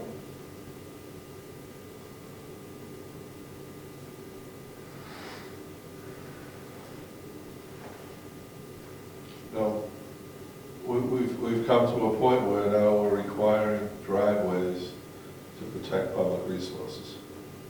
That's what it comes down to. But in reality, you build the driveway so you can get service. You can get the oil truck in, and you can get the, so if you're doing it right, this shouldn't be a burden. Maybe 12 feet's a burden, but that's negotiable. But you should have a truck, a way to get a vehicle in there, and you should have room to pass. I mean, that's almost reasonable. For a driveway that long. For a long That's driveway. 20 feet, Hmm? pass and repass. What do you want? Every so often you have to. Yeah, I mean, that's reasonable. You got a long driveway? Yeah, this says, currently it says, what, 500 feet? 500 feet or line of sight, something like And that. the turnout's every 500 feet. You've been down some long roads, you know what it's like. I'm not being argumentative, I'm just Well, it's good. discussing what the price is for all these things. We do it, we can do it. It's good discussion, it's good It's just question. gonna, It's good to you know, question that. fortunately, we're a little tiny town, so it's not gonna affect that many people, but It's only, it's new houses, new driveways, new whatever. if you're building a $250,000 to $500,000 house, you're gonna have to build a decent driveway, because you wanna protect it. But if you're building a tiny $80,000 cake for you, your wife, and maybe your new baby, and that's what you got in cash, you won't want to spend $27,900 putting dirt down so that the fire truck can get there. That's my point. I don't think you're So gonna be, instead, you'll go rent for 14 years and give the landlord all that money that could have been your house. And that's really the approximate figures. why are you putting that little house 1,000 feet in? I don't know, maybe that's the only place you can put it. It feels like. You should have bought a different piece of property. I mean, it's not really likely, it's little Brookfield, but esoterically, we're writing the law, so. I'm not saying don't do it, I'm just bringing up the bad points, that's all, we can discuss it. What if, I haven't done a survey, but I bet that 90% of the driveways here in town are under 200 feet long. I agree. Probably. I agree. Maybe even under 100 feet long. But, What's I 3 feet? mean, what if we That's why it says, did something like this, but said, you know, that you gotta meet the specification for driveways that are over X number of feet. that's fine too. I mean, that's. I don't know what it should be, but. Because you brought up the issue, you got a 100-foot driveway, this shouldn't apply. Because you're looking at fight spots on the road, and if you get your oil truck stuck in your driveway, All right. They probably fill it from the road, I don't know how much hose they have on there, but, I mean, So you could say for driveways over 250 feet or 500 feet or something like that. or even 100 feet, I mean, that, your $80,000 key is probably gonna be within 100 feet of the road. Probably in Brookfield, no, more than likely, yes. Considering what's available land is here, yeah. So this may be Well, a move it says discussion anyway. the driveway shall allow fire apparatus to park within a maximum of 100 feet from any dwelling. They're on the road, if it's out of the driveway. That's fine, that's right, that's exactly right. So if you interpret it that way, this already says that it only applies for driveways that are, when the dwelling's more than 100 feet from the road. I think. But we can make it clear. Yes, I think number one says these are the characteristics of the driveway without any specifications for length. So I think we could say if it's over 250 feet in length, then these kick in, or 500 feet. Some number like that.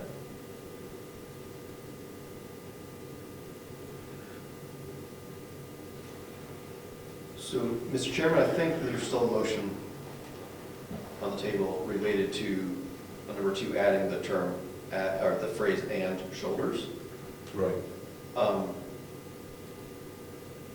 In light of the discussion, well, would you want to have a vote on that motion to include the weight-bearing stuff on the shoulders as well, or do we want to, I guess, well, you want to have, we've gone pretty far from that motion. Want me to withdraw it, or do you want to vote on it? Oh, I want to, well, I think we should, I think you should withdraw it. I'm happy to do that. I withdraw my motion. Now, we'll make another motion stating these driveway specifications are required above a certain length. Okay, so,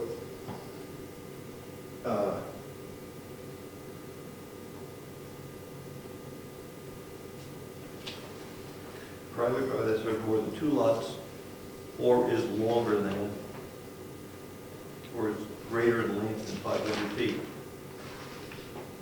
Because if you have multiple lots, I think you want to provide protection to both people. Right. But if it's a single lot, greater than 500 feet, pick a number.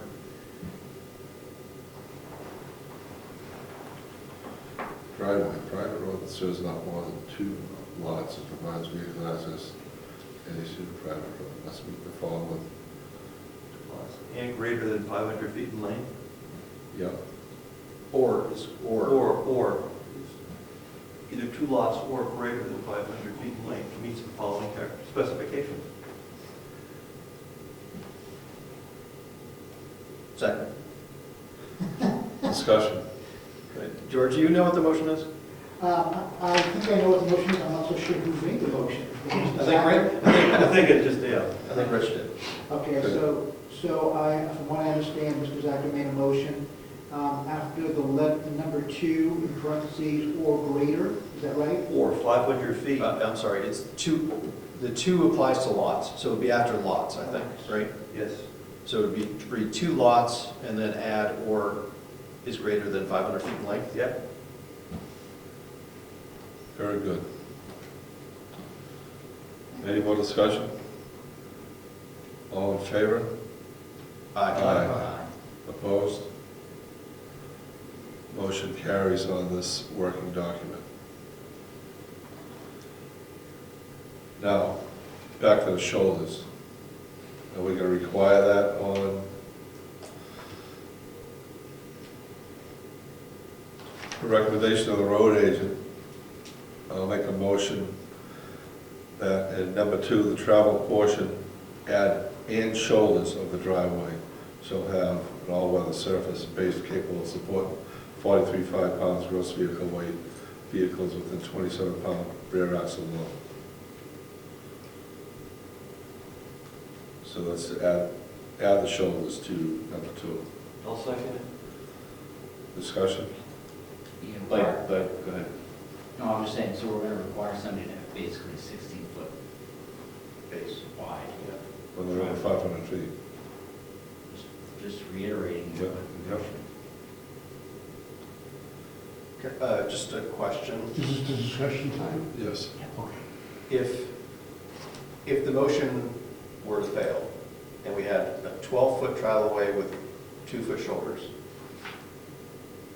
is it going to be obvious where the travelway ends and the shoulders begin? If you were driving down that at night, are you at risk of, if you go a foot to the right or a foot to the left, that you, suddenly your fire truck is stuck because Yeah. you went onto the If street? it's unpaved. Well, that's why the 2-foot shoulders, so that theoretically, If you're not hitting a tree, you're safe. well, you know, if you're in the desert, you really don't know where the edges are, but when you're in New Hampshire, you kind of see the brush lines on both sides. And if it's cut back to 2 or 3 feet from the edge of the 12-foot thing, which would be 16 to say 18 feet wide, you can pretty much, when you drive down it, you're going to see, even at night, you'll see that you're in the center of the driveway. I mean, it's just common sense, but the 2-foot shoulders kind of impaired. That was what Terry Jones's problem was. He had a 12-foot driveway and no shoulders. And he had a brook 6 feet below one side. I'm amazed in all the 5 years he was there, he never went up in that brook in an ice storm because it was 6 inches into the water from the edge of the 10-foot wide driveway. But he managed to make it that far. Now he's fixed it, it's wide. 2 foot, if you're gonna make somebody fix it and build it, then the 2-foot shoulders is pretty normal. I mean, that's usually acceptable. Because then, if the truck does wander right or left, he's not going into the soft mush. That's the biggest problem. And that's what I was gonna say, well, on where I did the work, the shoulders are there, but today they've grown over with grass. So if you drive on that, you're okay. On other parts of that area, if you drive off the traveled way, you go up to your axle. And much, Yeah, so even though it's grown over with grass, it still supports a vehicle. Well, the shoulder's gonna look like road, so it doesn't make sense to have the width in the shoulders and not have the support. Well, in my case, the shoulder's not paved, so the weeds have grown up in the shoulder, if you will. But you can still drive on it and not sink. Right. Okay, other parts of the road, you get off the traveled way and you sink. And that's what you don't want. But even with the soft shoulders, the road itself isn't sliding out into the, I mean, it's solid enough unto itself that you don't need solid shoulders as well just to hold the main travelway together. No, it doesn't drop off. So that's why it's good to hit the solid shoulder. So even though it's overgrown, but the brush isn't there, it's just grass. So you can drive on it and safely drive on it. How wide is a fire truck? 8 feet. Excuse me? 8 feet. What's the mirror? 9 feet's the limit, you're not supposed to be driving these wide load stickers. Close to 10 with the mirrors now, but 9 is the size of the vehicle. 9 feet's the limit. And the wheels are 8? I guess, yeah. Mirrors don't touch the road. Yeah, so how wide is Stoner Road? 18 feet paved, the paved portion? Yeah. I was trying to get in my head how, Our roads are 18 to 20 feet paved. Lightford is 18. because that's pretty wide. And we're talking about requiring somebody to prepare 16 feet if this motion passes, right? I mean, Yes, that's right. would it be wacky to say that you're gonna have a 10-foot travelway with 2-foot shoulders? I mean, I know that would be a separate motion, but I mean, 16 feet wide is almost as wide as our typical road here in town, for the blacktop portion, like, I mean, and that's for two-way traffic all the time, right? I agree with you. That's why I asked Gary, how big was the driveway that you just paved down there at Jones's? Because I think 12 feet sounds with 2 big. feet shoulders. It looks like a normal driveway to me. I've driven down it. Yeah, it does look like a normal I driveway. don't think we should be requiring people to build normal driveways. That's not Brookfield. I mean, seriously. This driveway's not normal anymore. It's super driveway. No, it's just, like, I mean, we should let people get away with, you know, the bare minimum, right? I mean, if, I want to take my four-wheeler out to my house, and I should be able to do that.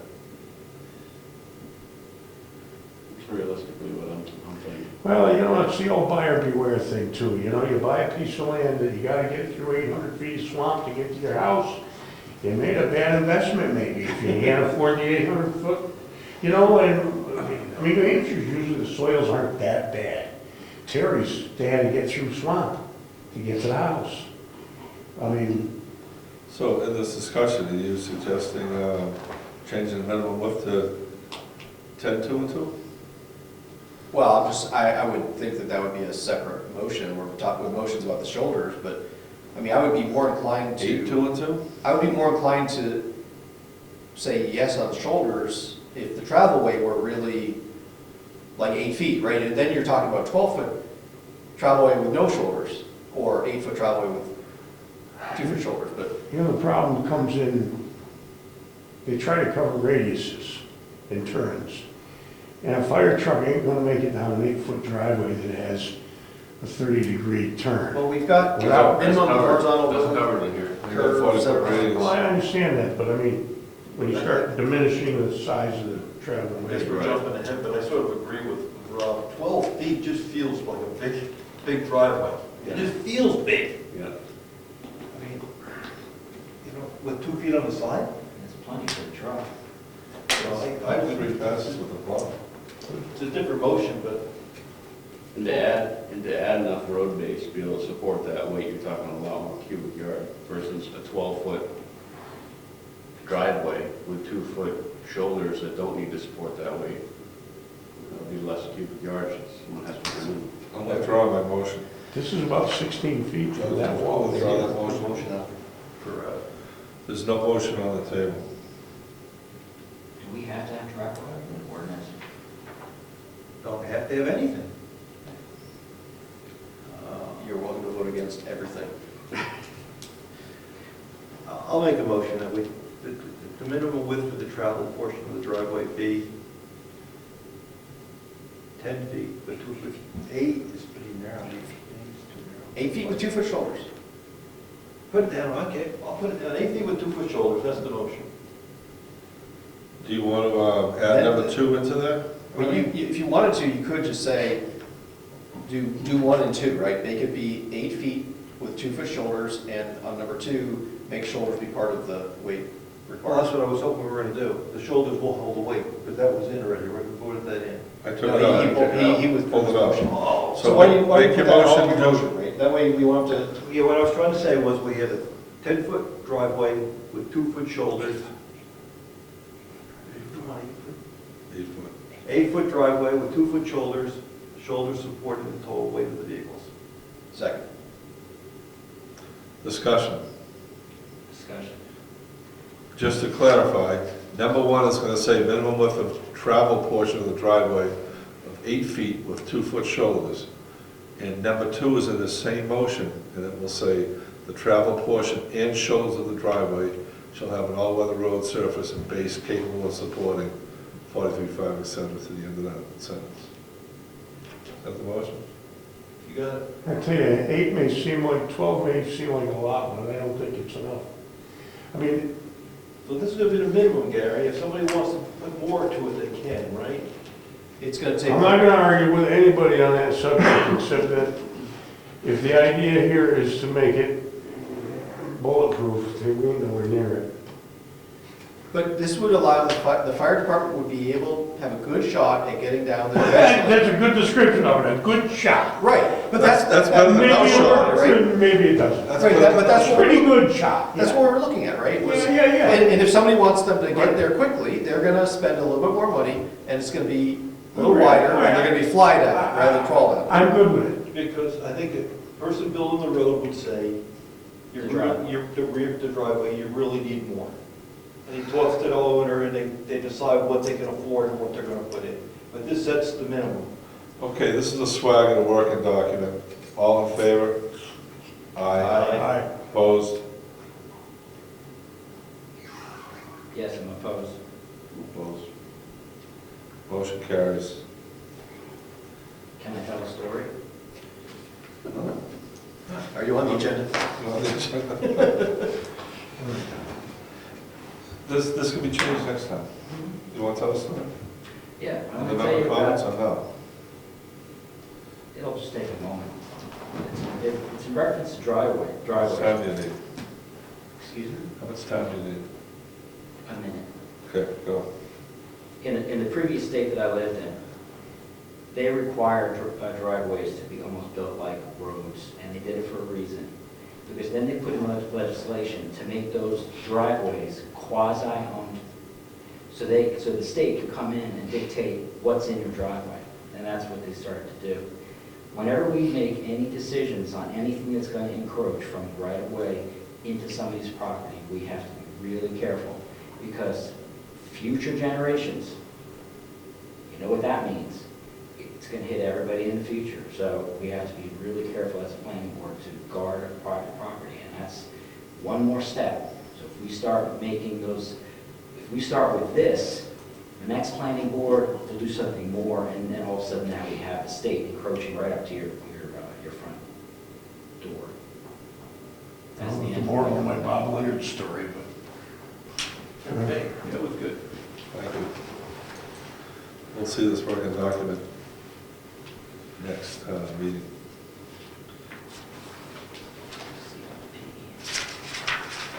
Amend CIP. Are we gonna not do private road? Private What? roads? We just did it. Oh, No, it was driveway. We're on B now. B, minimum for approved private roads working document.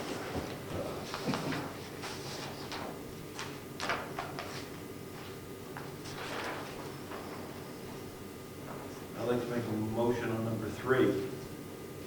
Although, it's in there already. Yeah, we made the It's in there, fine. private roads be more stringent than the driveways previously.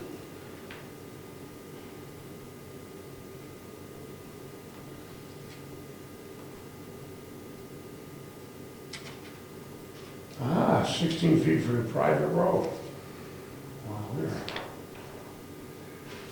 That's 12, 2 and 2. No, it's 16 feet plus 3-foot shoulders. Oh, I haven't got that far yet, I'm not reading, so, oh, there it is. It's 22. It's better than our town roads. Wait. When the brush hasn't been trimmed for a couple years. that costs money. Or some of the ditches alongside, you know. Oh, you guys are tough.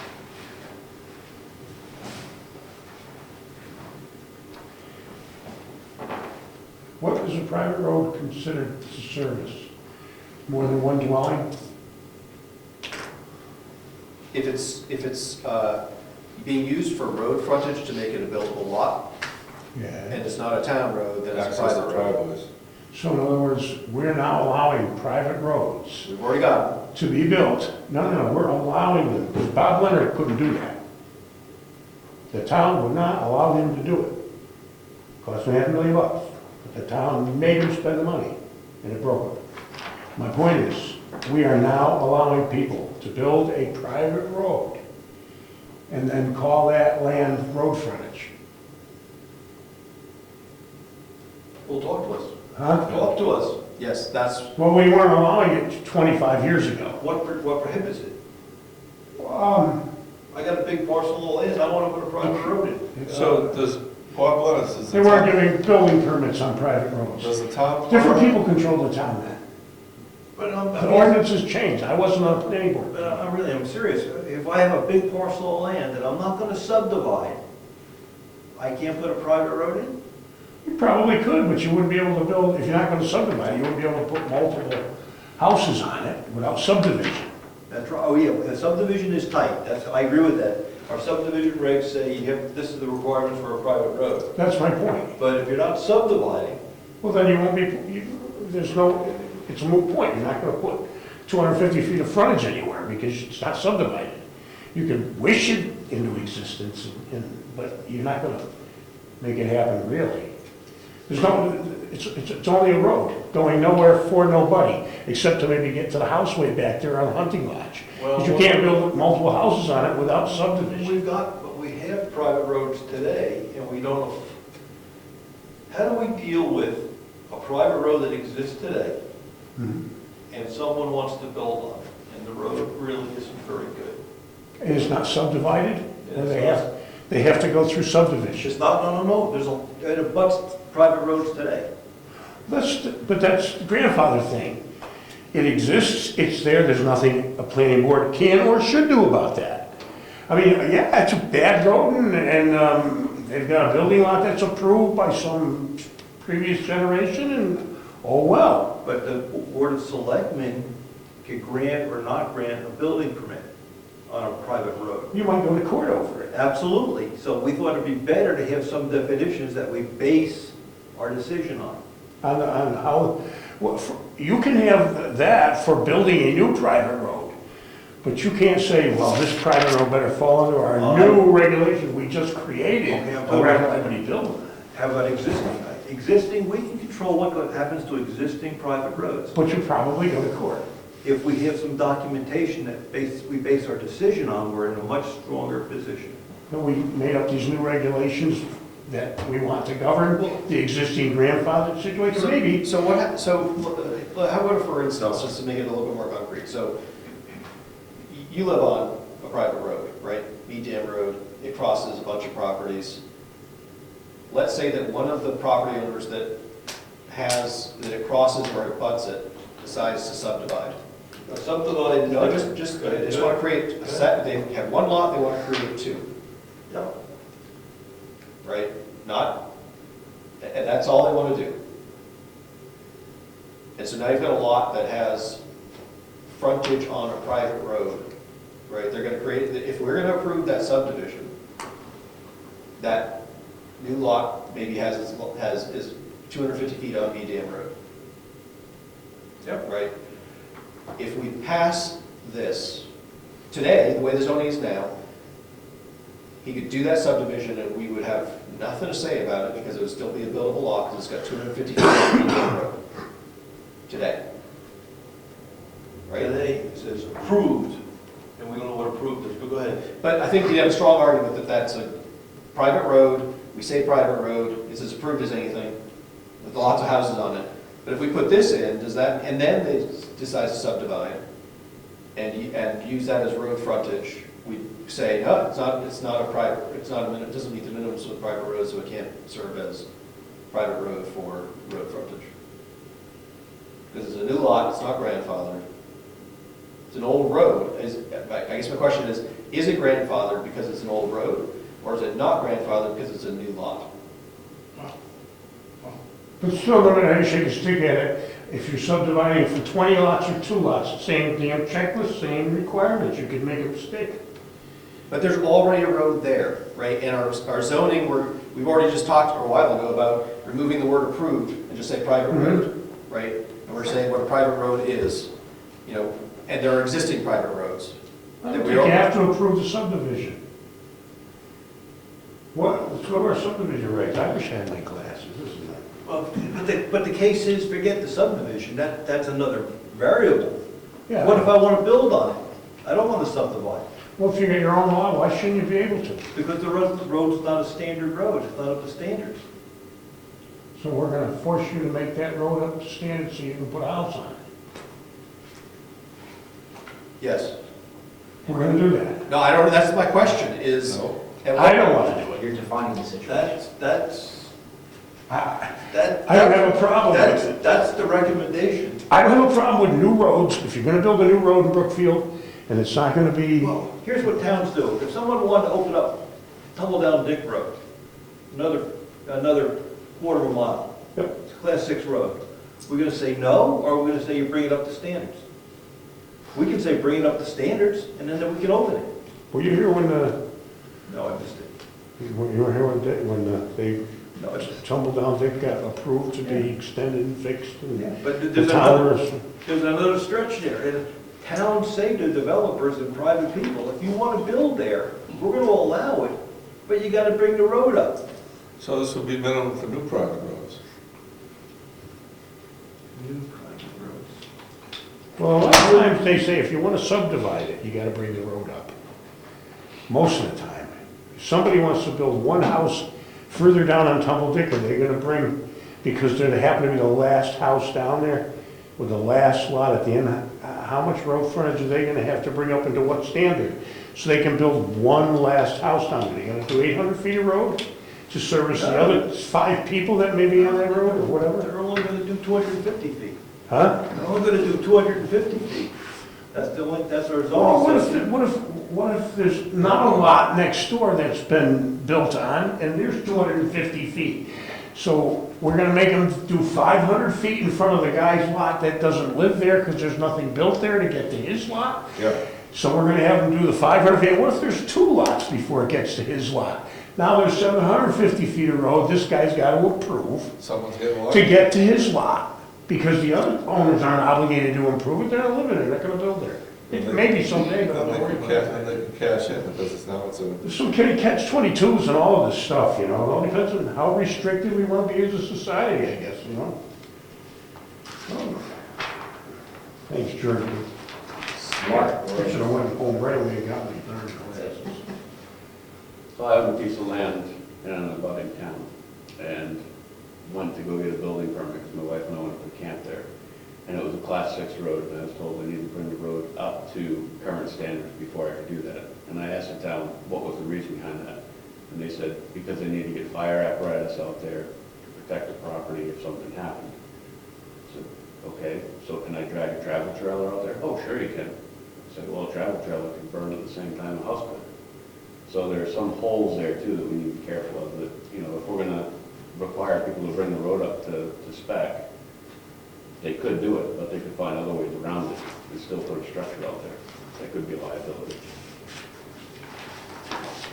Liability for whom? For what he's saying that you'd be able to get fire apparatus out there. It's a liability. It's not a I can't. sue type of liability, it's a live financial liability. Keep driving.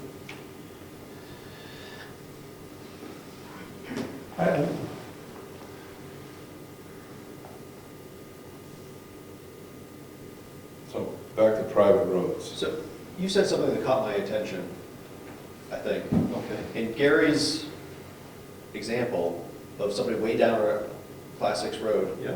you said they only have to bring up 250 feet.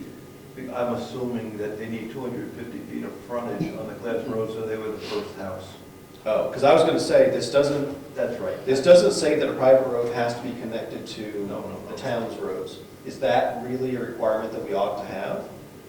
Or could, I own 78 acres, and way back on my property, I want to build a private road. Can I do that? Doesn't connect to anything.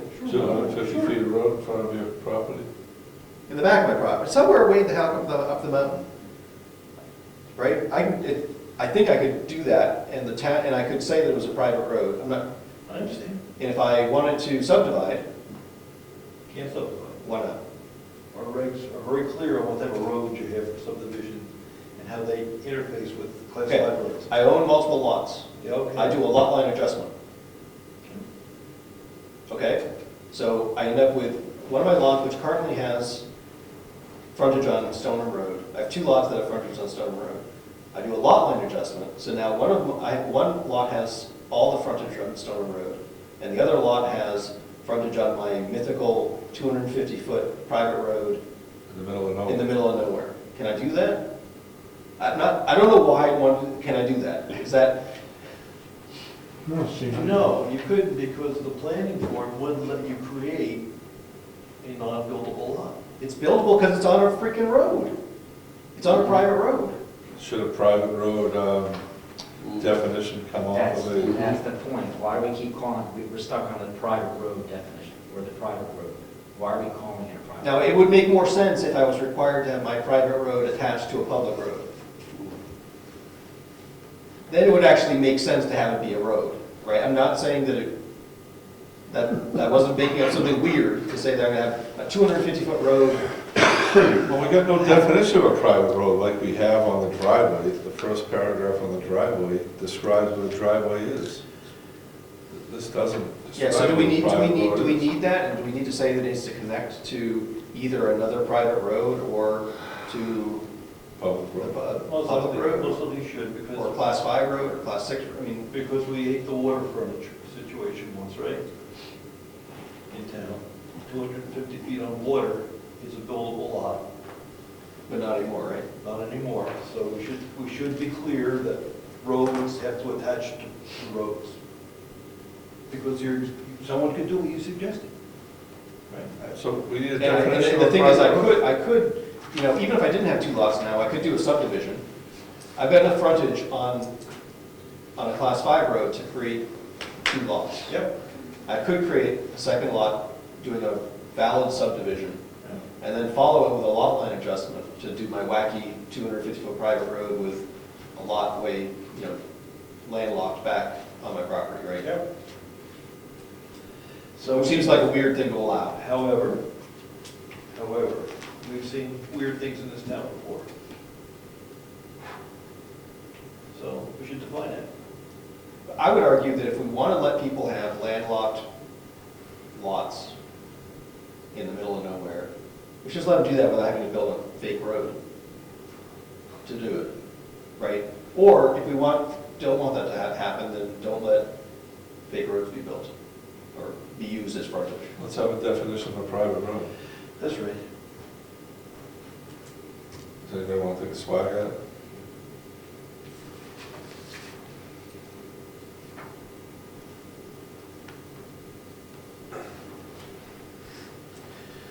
Private road shall, just throw it out.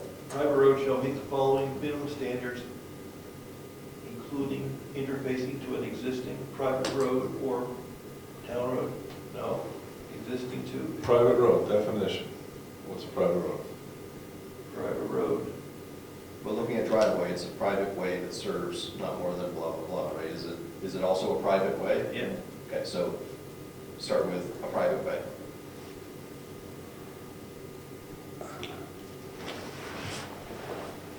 That provides vehicular access to, 3 or more. Otherwise, it's driveway.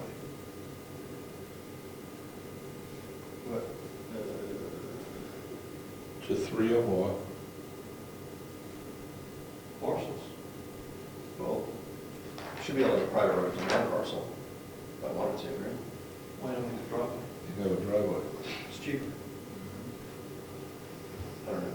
Because then, once it's a private road, then I can use it for road frontage. I understand. Right. So if you have a driveway 1,000 feet long, you can't start subdividing and add more houses to it. It has to turn into a private road. Right. So 3 or more. So driveway access is 1 or 2. Private road access is 3 or more. Parcels, because you may not build on it, right? Right. Yeah, the driveway uses the term lots. Okay, 3 or more lots. And interfaces with a, Intersect, you mean? intersects with or touches a town road or state road or, Well, the driveway says provides vehicular access to any street or private road, so maybe it provides vehicular access to, any public way. That's not good enough. any street or private road, isn't that good enough? Just like driveway? Provides vehicular access to any street or private road. Are you saying a private road can link to another private road? Yeah, I don't see why not. You get your We've private got- road and. We've got that in town today. Up on Tibbetts Hill for sure. Yeah. And we've got it over on the other side of the lake. I mean, Mead Dam Road crosses several properties, right? Yes. So each of those, if that were built today, each of those might be considered private or separate private road, even though they might have the same name, but it'd be different owners. I don't understand. Today goes over 5 different parcels. Right, if somebody wanted to, if that were built today, you'd have 5 different owners of property that got together and each built a private road that Yes. connected to each other. Yes, yes, Right, that in theory, I think that's 5 private roads yes, connecting to another private that road. are coordinated, right? Great, let's finish the definition for a private road. Then we're going to put this aside. So I question why we have to talk about how many lots it goes to. A driveway goes to 1 or 2. Well, it goes to not more than 2. Not more than It could 2. go to 0. I'm not sure how that works, but It could, go to 0. private road goes to 3 or more. So if you need to go to more than 2, we go into a category called private road. What if we say nothing about how many lots it goes to, then isn't that sort of a plot, it can't be driveway if it's 3 lots. Okay, what do I need a way to get there, okay, I gotta go to a private road. Right. I'm not sure that private road needs to say how many lots, anything about lots, right? We wanted to have that restriction on driveway because we want them to not do, So if I want to get access to my piece of backland, and across Mead Road I'm talking about, no houses. If I want to get to develop my lot down the end, and I'm going across 5 different parcels, it's a driveway. not sure I understand the use case here. Yeah, that's a driveway. It's an access path. You're talking about Mead Dam Road? It doesn't exist, but you do one in today. Going across 5 different parcels of land to get to my parcel on the back. Be a right of way. Is that a driveway? Or is that a You road? gotta go across those parcels. Yeah. You right away. Doesn't say Mead Dam driveway. You can't make a right of way a private road because you don't own that property, the other person owns that property. So you need a right away. Or you need to get them to agree to let you build a private road across their property. Not a private driveway, but a private road. Right away. I agree, I need legal access. But what's the town say with respect to, is that a driveway or a road? Because once it's in, everybody can start sharing it, right? Up to 2. Up to 2. Right, up to 2. Yeah, I think it would, Maybe that just proved the case, 3 or more is a road. Because if it is a driveway to my place and someone else wants to build on an existing lot, number 2, that's okay. It's the driveway. Number 3, you need to upgrade. Yeah. So I think you need the number 3 in there. 3 or more. Yeah, I think so too, in that case. 3 or more. So reread your definition so George can put this in. I just for myself see that. You got it, Rick. Can I take a stab at it, Mr. Chairman? Yes. A private road is a private way that provides vehicular access to 3 or more lots and links to any street or private road. Does that sound right? I think so. I move that we use that as a definition for private road on this working document. Proposed zone known as revisions private road. second. Discussion. All in favor? Aye. Opposed? We have a definition for private road.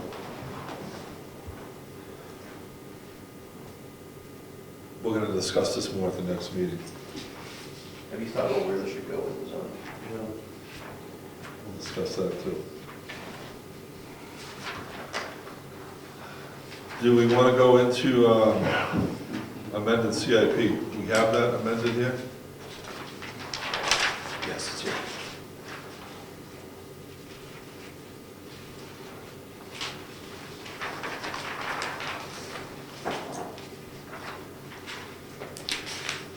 What was changed on this page?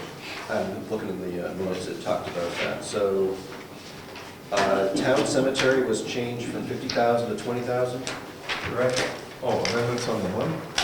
What? And we struck office equipment. Yeah, and the roof, Deleted town roof. house was, townhouse, school offices was deleted, was to be deleted. And then we need to add the roads. Yes, Mr. Chairman, I did Yes. receive a response from the chairman of selectmen, and this is reflected if you put the 2 of the documents next to each other, the page 9 and 9 of the October 15, 2015 minutes. I hope that you will see the changes accordingly.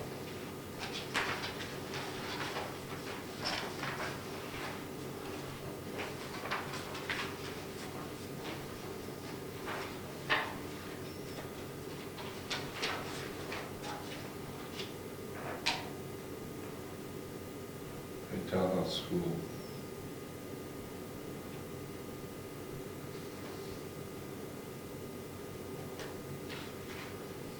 George, what am I looking at?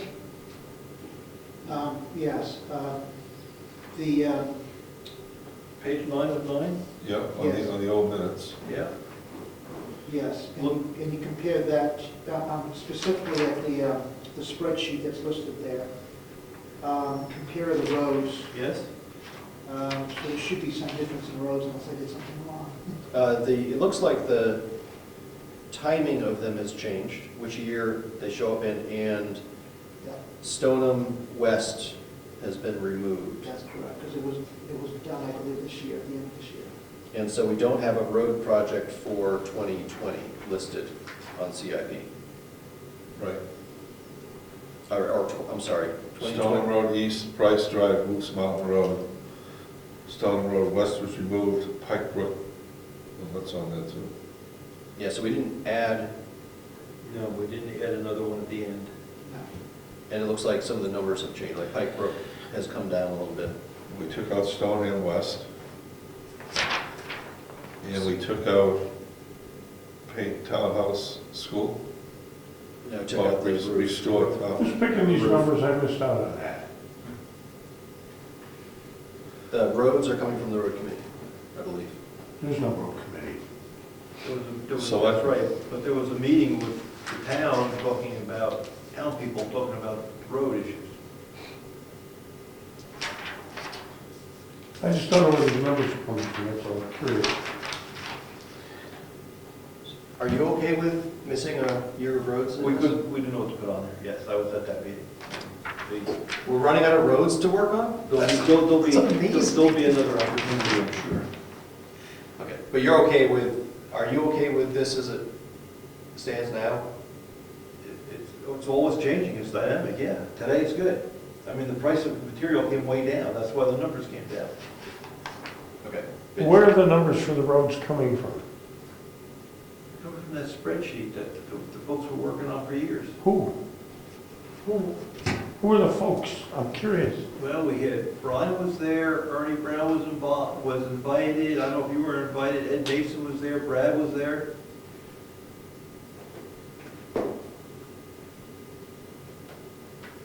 Are we really running out of road projects? No, we've got some other opportunities. Such a politician. We got a bridge that's failing that we have to put on here someday. Where is that? Moose Mountain Road, What's wrong with it? state red line. Oh, yeah? So why didn't we put that on CIP? Because we have no numbers, we're doing an analysis right now to figure out what's going Box culvert. on. Don't know. That'll fail to go on CIP next time. Put a box culvert in, cheapest way to go. So the roof is gone. And Stoneham Road West is gone. Right, correct. So this is ready to submit to the selectmen to do as they see fit. Those are the changes. The other changes we made were in some of the verbiage. I think at the top of page 2, we deleted, there was a number 4 that we deleted, and we changed the date. November became October with the new number 4. So we removed the stuff related to public hearings, which we don't need. Right. So the next year we won't be confused by that. We removed November. Yeah, with public hearings. Right.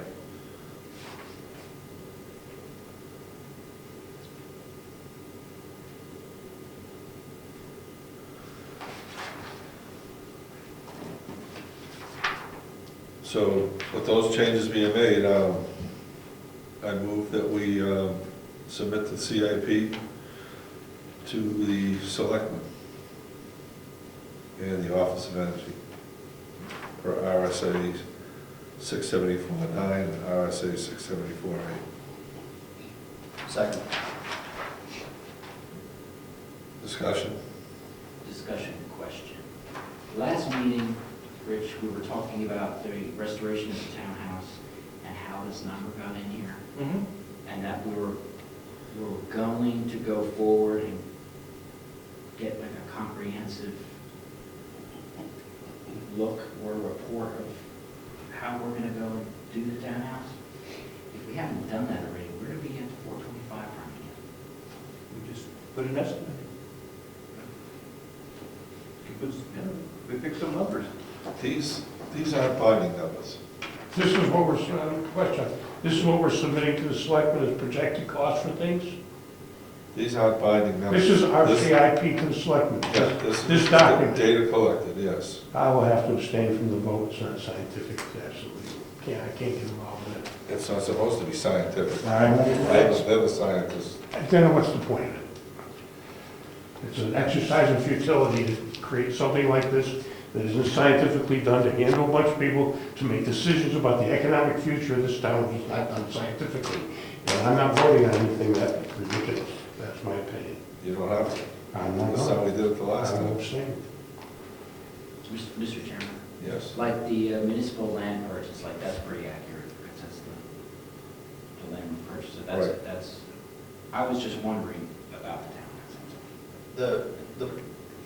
May I? Yep. The point of the document is to provide a service to the selectmen, to gather information and try to prioritize it and help them, basically help out the budget process. It's not, and we need to communicate to them, and I think it's clear which of these numbers are nailed down and which ones aren't. Even, and to add to your point, even if, I disagree, but go ahead. well, I mean, that's what the RSAs say. So the RSAs don't require anything scientific to ever be done, but They don't say make up numbers that sound pretty good at the time, they want it done scientifically. We're not making it up. It's inherent in the whole concept of creating a CIP. It's self-evident truth, it's axiomatic. It's not, well, if you don't know anything about anything, just pick some numbers and we use them that way. That's exactly what we're saying here, and I think it's silly. So, Ed, regarding the townhouse, I It's think that the ridiculous. CI, We didn't pick these numbers. the Well, non-scientific, somebody did. 'Cause they're Somebody wrong. did. Rob has the floor. And we, I'm just not putting it down as a business. You don't have to. Yeah, that's all. No, that's all right. someone picked the numbers, That's all right. we accumulated them, put them on a spreadsheet, You submitted, I'm not. and we're submitting them to the selectmen. Any more discussion? Is this the first can I- CIP we've done? No. can I continue?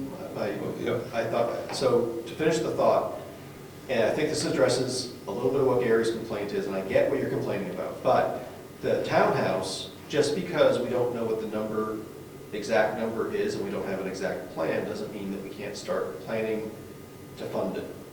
Let's say that we knew that, well, 5 or so years from now, we want to do something at townhouse. We know it's going to be expensive. We can put a planning number in there, 425, and the selectmen can know, oh, well, let's put $50,000, award our $50,000 to go toward that. If the number, after we spend some of that money to figure out what the answer really is, and we find out, oh, it's not 425, it's 325. Great, we're now a year closer and we get a better number. And now we can adjust how much we're putting away every year accordingly, right? Or maybe it's $750,000, so crap, we need more time and we're gonna need to do more each year to build up the money to do that, right? But that's really what it's about. The numbers that are in here don't have to be, for future years, don't have to be accurate. They have to be at least informative and helpful, and it can, help us save, right? Go ahead. When we did the salt barn, we didn't get a quote 3 years ahead of how much it was gonna cost for somebody to build the thing. We started putting away, $20,000 a year for 3 years, and at the year that we were gonna do the work, we said, well, we've got $60,000 or so, let's get a quote, we know that's in the ballpark, let's get a quote and get somebody to bid on it, people to bid on it, pick one and have them build it, right? And so, just because we didn't know what the exact bid was gonna be 3 years ahead didn't mean that we can't plan and use the numbers. Can I rebut that? It's That's up- for it's the up- town. It's up to him, not me. That's the townhouse. Wait a That's the minute. townhouse. Can I rebut you, Doug? I am done. I'm sorry. That's the townhouse, which is it's an esoteric thing, because the Historical Society is involved in so many other things, and nobody's done an analysis of what is actually wrong with it yet, a real analysis. That other thing, that wasn't a real analysis. I'm not talking about that, I'm talking about the roads. That's what I'm talking about, because that's an ongoing forever thing. Once we fix the townhouse, we'll be done with the townhouse, we don't do it again.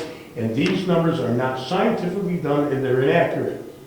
I know that business like the back of my hand. I've built miles of this stuff. And we're submitting this recommendation based on a bunch of people that recommended it. Number one, the road agent shouldn't even be involved in any way, shape, or form because he has a fiduciary interest. I don't resent the road agent, he's a friend of mine. But he does not belong in the budgetary process. Most towns operate with engineers. Now, we don't have one, I understand, but the engineer goes, they come up with a budget because they know what needs to be done with the road and how it has to be fixed and what it's gonna cost. And they go out for bid. And they tell the contractors, this is the most we're gonna pay, and let's see what you guys can come up with, and the lowest guy may get it. And then he has to perform the specifications. That's how it runs. They don't ask everybody, how about give me a bunch of bids, we'll just take the lowest one. We do in little towns because we don't have the support infrastructure to determine what the actual cost is. But this stuff is a budget that's, by and large, pretty fictitious. And it should be based on what really needs to be done. And nobody's ever done that analysis in this town. They just pick numbers and they go with them. And quite frankly, Garney Road was a perfect example. We went 40 grand over budget. Unbelievable. Unbelievable. It's what, almost 30%? That's insane. That's why I can't. So Gary, you're playing to the wrong group. Our job, according to the RSA, Is to submit a phony no, statement to the selectmen. our job is to collect the numbers, put them on a page, Okay. organize them. It's the road committee that gives us those There's numbers, no or road the, committee. or the selectmen, whoever gave us the numbers. We are Okay. we are not validating that the numbers are correct, All or right. accurate, or realistic. Okay. It's I'm what sure- that department I'm sure the said. selectmen go out for bids, they don't just take this number, they go out for bids. All right, look, I'm done. I won't say another word. So the RSA only says we're supposed to receive the information from those departments, put this together as the report of the numbers we were given, and just submit it and hand it over. That's it. That's all it says. That's it. The Very simple. So, But our RSA needs to be changed. Up to the legislature. I'm listening. the We various, don't have any departments. Never mind. the various departments and committees are required to cooperate with us and give us numbers. You're not listening, you're living it. And we're supposed to take those numbers and we are supposed to, well, it's listed on page one, right? 6 to 10 year time frame, classify projects according to urgency. We're supposed to do that. Include a timetable and take into account public facility needs, blah, blah, blah, right? It may include estimated cost for each project. We don't have to include the estimated cost. Probable operation and maintenance costs, we don't have to provide that. Probable revenues and suggested funding sources, we don't have to provide those things, but it may include those. So, Gary, to your point, we could erase the guts of the spreadsheet and put no numbers in there at all. I vote yes on that. I'm still going to abstain with the numbers today.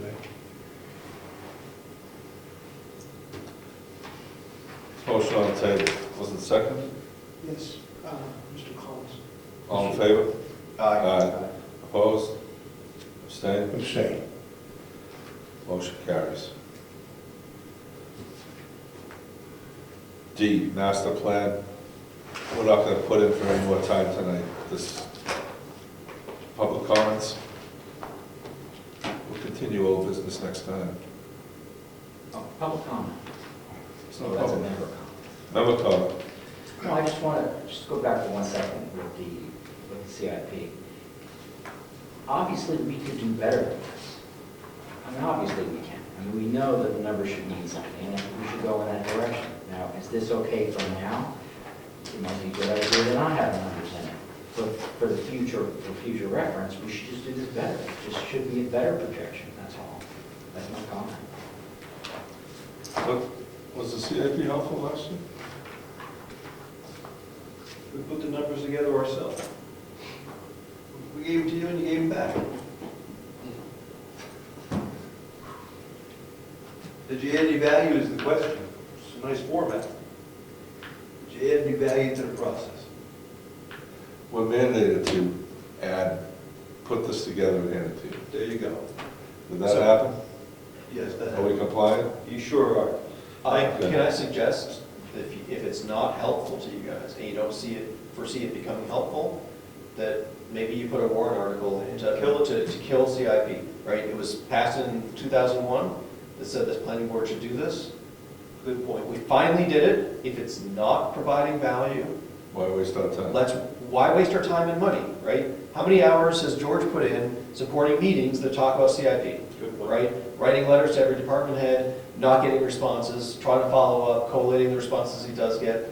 If we want to save money and it's not helpful, let's stop doing it. Based upon 2 years worth of experience, Yeah, good input. if it is helpful, then great, let's keep doing it. If it's helpful, it will help, But I mean, until we did this, I don't think we ever had even an estimate of how much the townhouse is going to be. You don't have one now. Gary? But it put up, having a number, having somebody put up $400,000 got people talking about it, and Okay. it's. I want to argue the townhouse because it's, We know. yeah. I tried to start this thing out by making a list of roads. And the town needs to be able to figure this stuff out so that it actually is beneficial. There's a way. Nobody wants to bother going there, but I will tell you, if the town has to pay somebody, and it's not a ton of money, to take the road list, go out on these roads, and it's gotta be somebody that's not involved with anything that's gonna be done to this town. And it means Eddie Neeson. Eddie's a great guy, and he's not the man that's supposed to do this. It's gotta be somebody else that will assess these roads, what the problems are, not because he would do anything nefarious. That's not what I'm saying. It just has to be a prerequisite of this kind of thing. So someone takes this road list, just like the other assets list, same thing, goes out and assesses each one of these roads and writes a report up on these roads. That would be money well spent because it would determine from pole A to pole B, culvert C to culvert D. These are the problems with the roads. This is the width of the road, and it's simple arithmetic to figure out what needs to be done in terms of tonnage, fill, underneath, all those things. And once that report is done, it has to be paid for. Nobody's going to volunteer this. Once that report is done, it's good for all time, or until the next 10 years, because those are the problems of the road until they're fixed.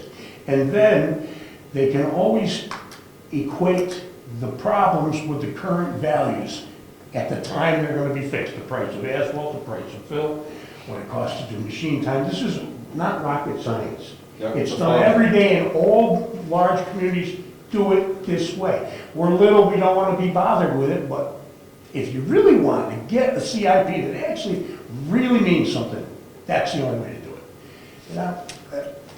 And I've been saying this for so long that I don't know, maybe I should just shut up and go away, because obviously I'm annoying people at this table with this. But why bother even doing it if it's valueless this way? So my comment to that would be, first of all, you're not annoying people. I don't think you're annoying people here. Secondly, I think that what you're saying makes sense, but it doesn't make sense in the context of CIP.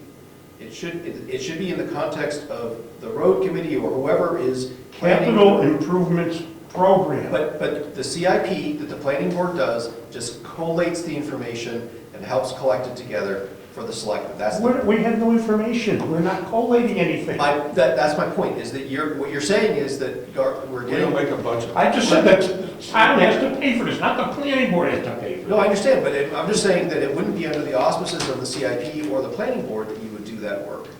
We should be doing that work as part of the road committee or whatever part of the town is planning, doing the road planning. Because that should be a, Department of Public Works or whatever the hell it is, right? I mean, it's not planning board. Someone's gonna give us better information. Right, we would take that information and we I've would. been saying it for so long, I'm sick of hearing myself. Oh, that has to happen at somewhere else.